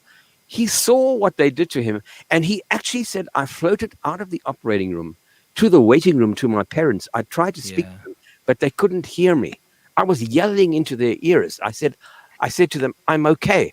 I'm going to be okay, but they never heard me. And there were times and times again where there were people were describing things like that. But here's what's most amazing about all that is that there was a pediatrician in Seattle who worked with kids, young kids, who were also clinically dead. And he had, I think there were 3 or 4 of them were his own patients, but he also kept a file of other kids who were clinically dead and who were resuscitated. And he had a file there of about 12 different kids. They were all under the age of 10, around about 6, 7, 8 years of age. And he said, I kept files on all these kids, and I asked all of these kids what had happened to them when they were asleep. Right. In other words, when they were dead. Yeah. And he said they all described similar things to me. They all said, well, when I went to sleep, I saw this tunnel and I could go through this tunnel and there was a light at the end of the tunnel. And then there were slight variations of that. Some of them said there was a doctor standing at the end of the tunnel. Some of them said Jesus was standing at the end of the tunnel. Right. Some of the other kids said there were angels at the end of the tunnel. But basically, the geography of whatever they were experiencing was very, very similar. Right. And this guy said, draw me what you saw. And you know what? You look at these images. He kept them in a file and they're in the movie. Wow. They look very similar.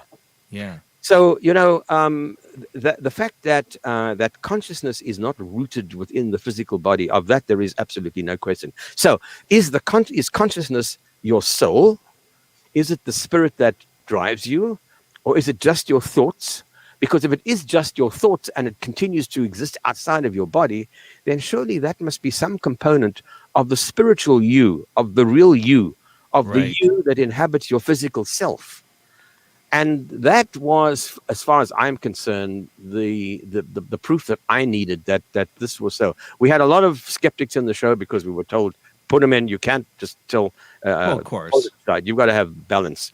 And of course, a lot of people said, oh, yeah, that's bunkum, and whatever else. But you know what?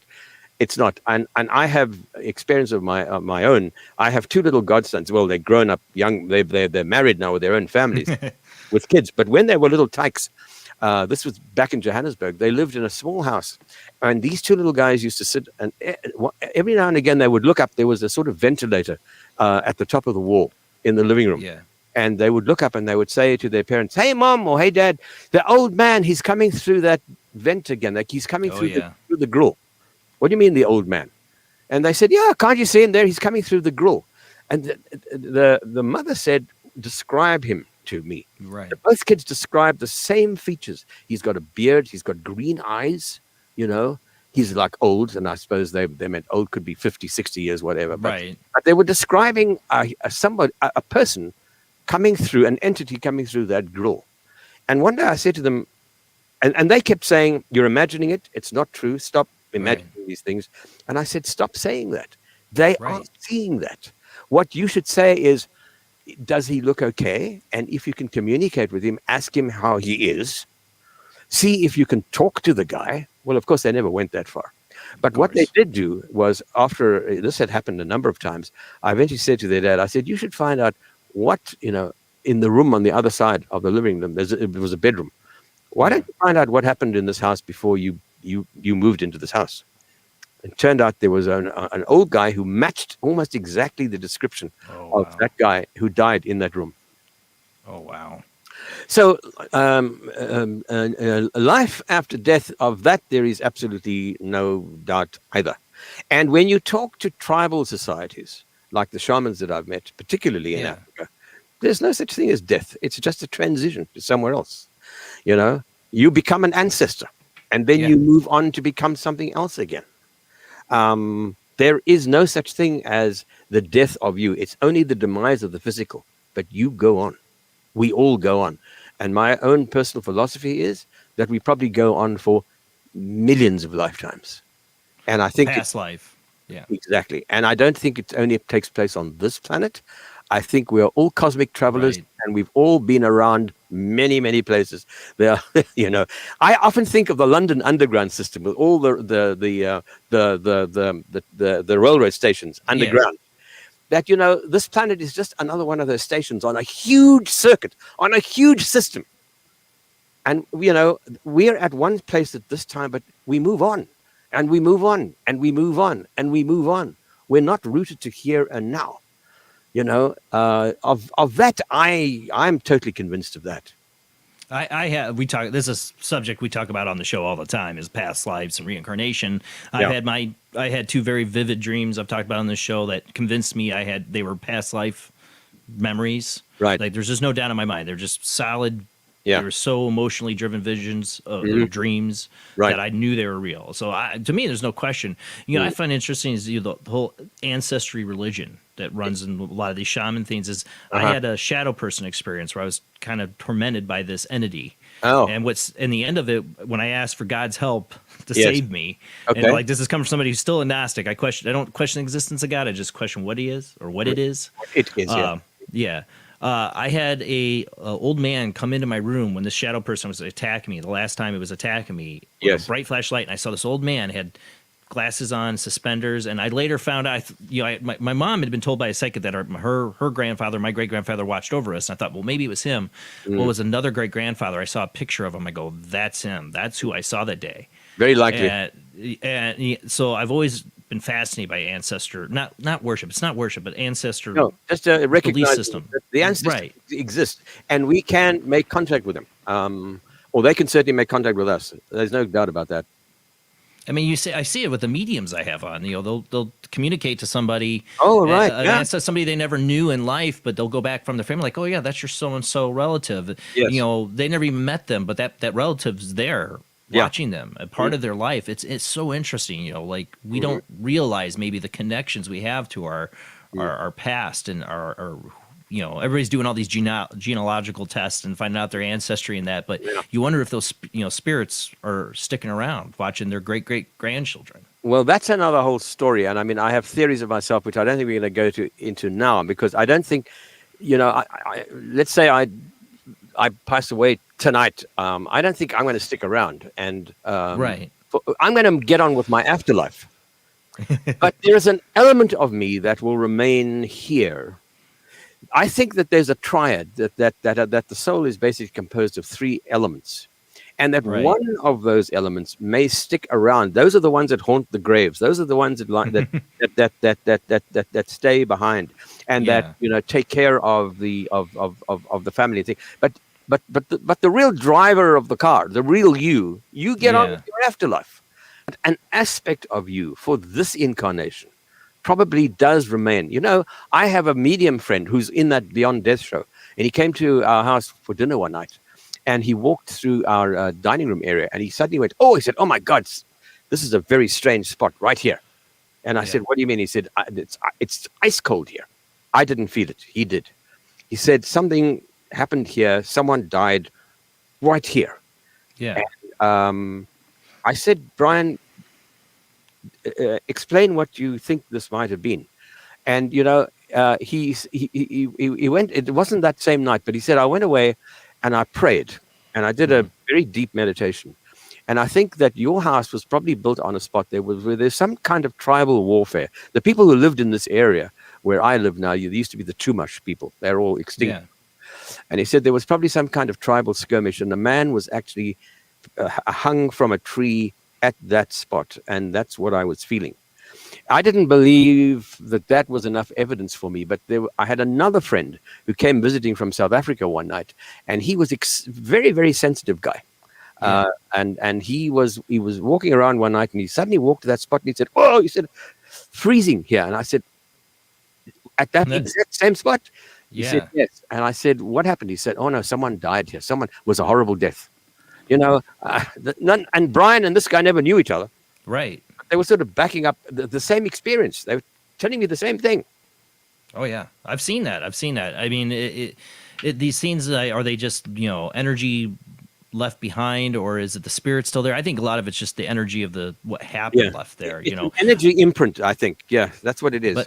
But you do wonder. Like one of my favorite shows right now, I've been watching on BBC is Ghost. It's got a comedy troupe that did horrible histories. I love them. Okay. I'd love to interview those guys. They do a show called Ghosts, and all the ghosts are like stuck in this house with this ancient English mansion, and it's one of the when you say I got to get on with my afterlife, one of the characters in there like lets his family go.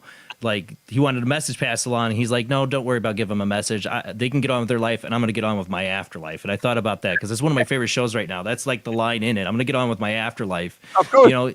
Yeah. The saddest scene on investigations I've had is if you do, I've done EVP recording, electronic voice phenomena, is when I get a child's voice. I don't want to think of a child being a ghost somewhere, so I hope those are like just imprints and not an actual child haunting a location stuck somewhere. I think there are probably some instances where the shock of death and that the child doesn't realize that the child has actually transitioned to the other realm and needs help to actually make that transition. And that's where people like real proper mediums can come in to help them with that process. Yeah. To me, that's the saddest aspect of if that's the reality of the afterlife, that this does happen. Some people are trapped somewhere or ghosts as if it's children. That to me is that'd be the worst. Like that's the most depressing. When I've gotten a lot of child voice EVPs, that's the part that I'm uncomfortable with. No, I agree with you. That's absolutely true. But I mean, when you think about wars and famines and a lot of deaths, over hundreds of years, the way humans behave, killing kids and killing families and killing children. I mean, good Lord, there's got to be, that's probably the case. And unfortunately does happen. I mean, I think that is the case. If you don't know that you've transitioned, it's difficult to actually make that leap. I always, when someone passed, I did a Zoom call this week with a very old friend of mine in England who was cremated, and before the cremation, I went into my little meditation thing, what I call my contacting, and I said, and I tried to reach out to him to help him cross over to the other side so that he would be comfortable, so that it would be an easy transition. So that there would be no shock, because I'm quite sure if you're not prepared, it could be pretty traumatic, and you want to negate as much of that as you can. And I think we have the capability of doing that. Well, you wonder, we have the disclosure UFO, there's awakening in spiritual movements. More people believe in ghosts, I think. There's definitely an awakening happening in society to start to look at these kind of mysteries. Yeah. But the ultimate question, what I always find fascinating, so many people don't want to talk about, is the afterlife. What happens to us when they die? People look at it in a religious context, but even then they don't look deeply at it. I think it's something people really fear. But what happens when we do start accepting that science starts accepting that there's an afterlife? Where do we go from there is a big question. Well, our culture is structured in such a way that we deny it. You don't talk about it. You just don't talk about it. Particularly, in the West. You don't talk about death. Oh no, forget about it. Don't talk about that. Don't talk about the funeral. Don't talk about the coffin. Don't talk about any of that stuff. We've got to get over that. It's part of life. It's part of life. It's part of this. It's part of who we are. We're all going to end up there. Yes. Would you like to know where that is? That's what I've always said. Like, people's lack of interest in it amazes me. You know, but he's like, I've been fascinated with it. I always talk about all my favorite like TV shows and movies. If I look back at a lot of the big ones that I love, all have to do with the afterlife. Like What Dreams May Come, Defending Your Life, Beetlejuice, High Spirits, like all these movies that I love. Realize all I have to do with ghosts or the afterlife. Since I was a little kid. I was working on a big series up in Monterey Bay at the Monterey Aquarium for National Geographic called The Shape of Life. It was all about how nature designs body plans. You know, what makes a worm, and what makes a shell, and what makes a whale, and stuff like that. So I spent a year up there. And one evening I decided, you know, we had a very busy day, and I decided to go to the movies, and Sixth Sense was running. And I saw that in the theater. So I went to the theater and I was waiting for the one show to end so that they would let us into the auditorium. And this little guy comes out holding his dad's hand. And the very first thing he says to his dad, as he comes out of the auditorium, he says, "Oh, so he was dead all the time." You know, so you know, I see. I went and saw this with an ex-girlfriend of mine back in the day. And, she already had the Jason Bland movie experience commentary, and I think she hated it because we're going through the movie. I think we were like 30 minutes into the movie. I go, I think Bruce Willis is dead. I think he's just a go.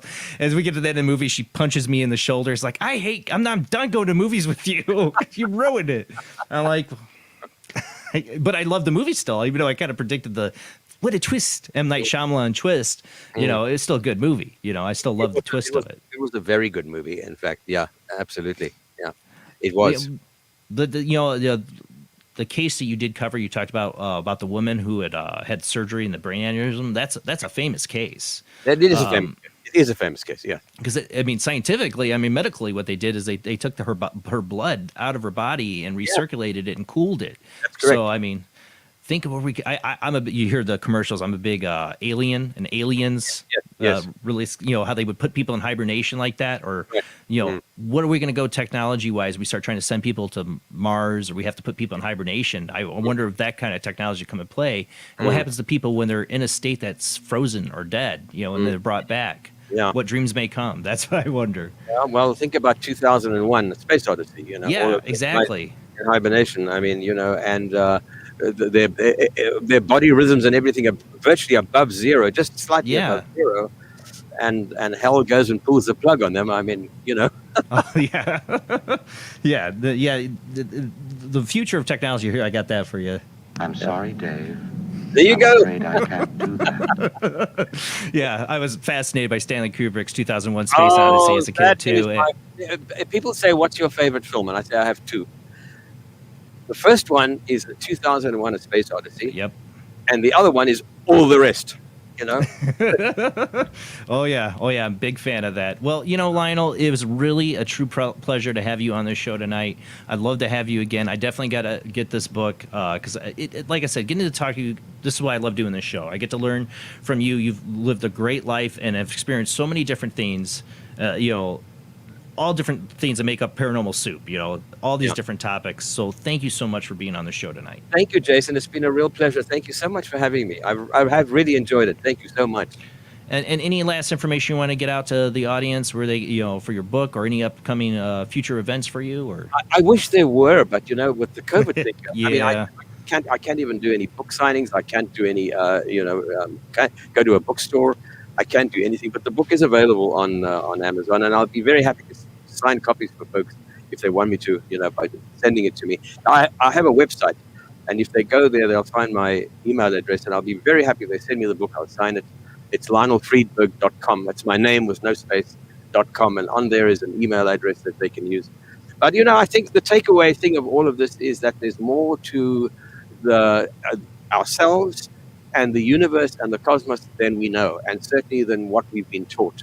And that we have to remain very, very open-minded about everything, because there's still so much more to explore and find out.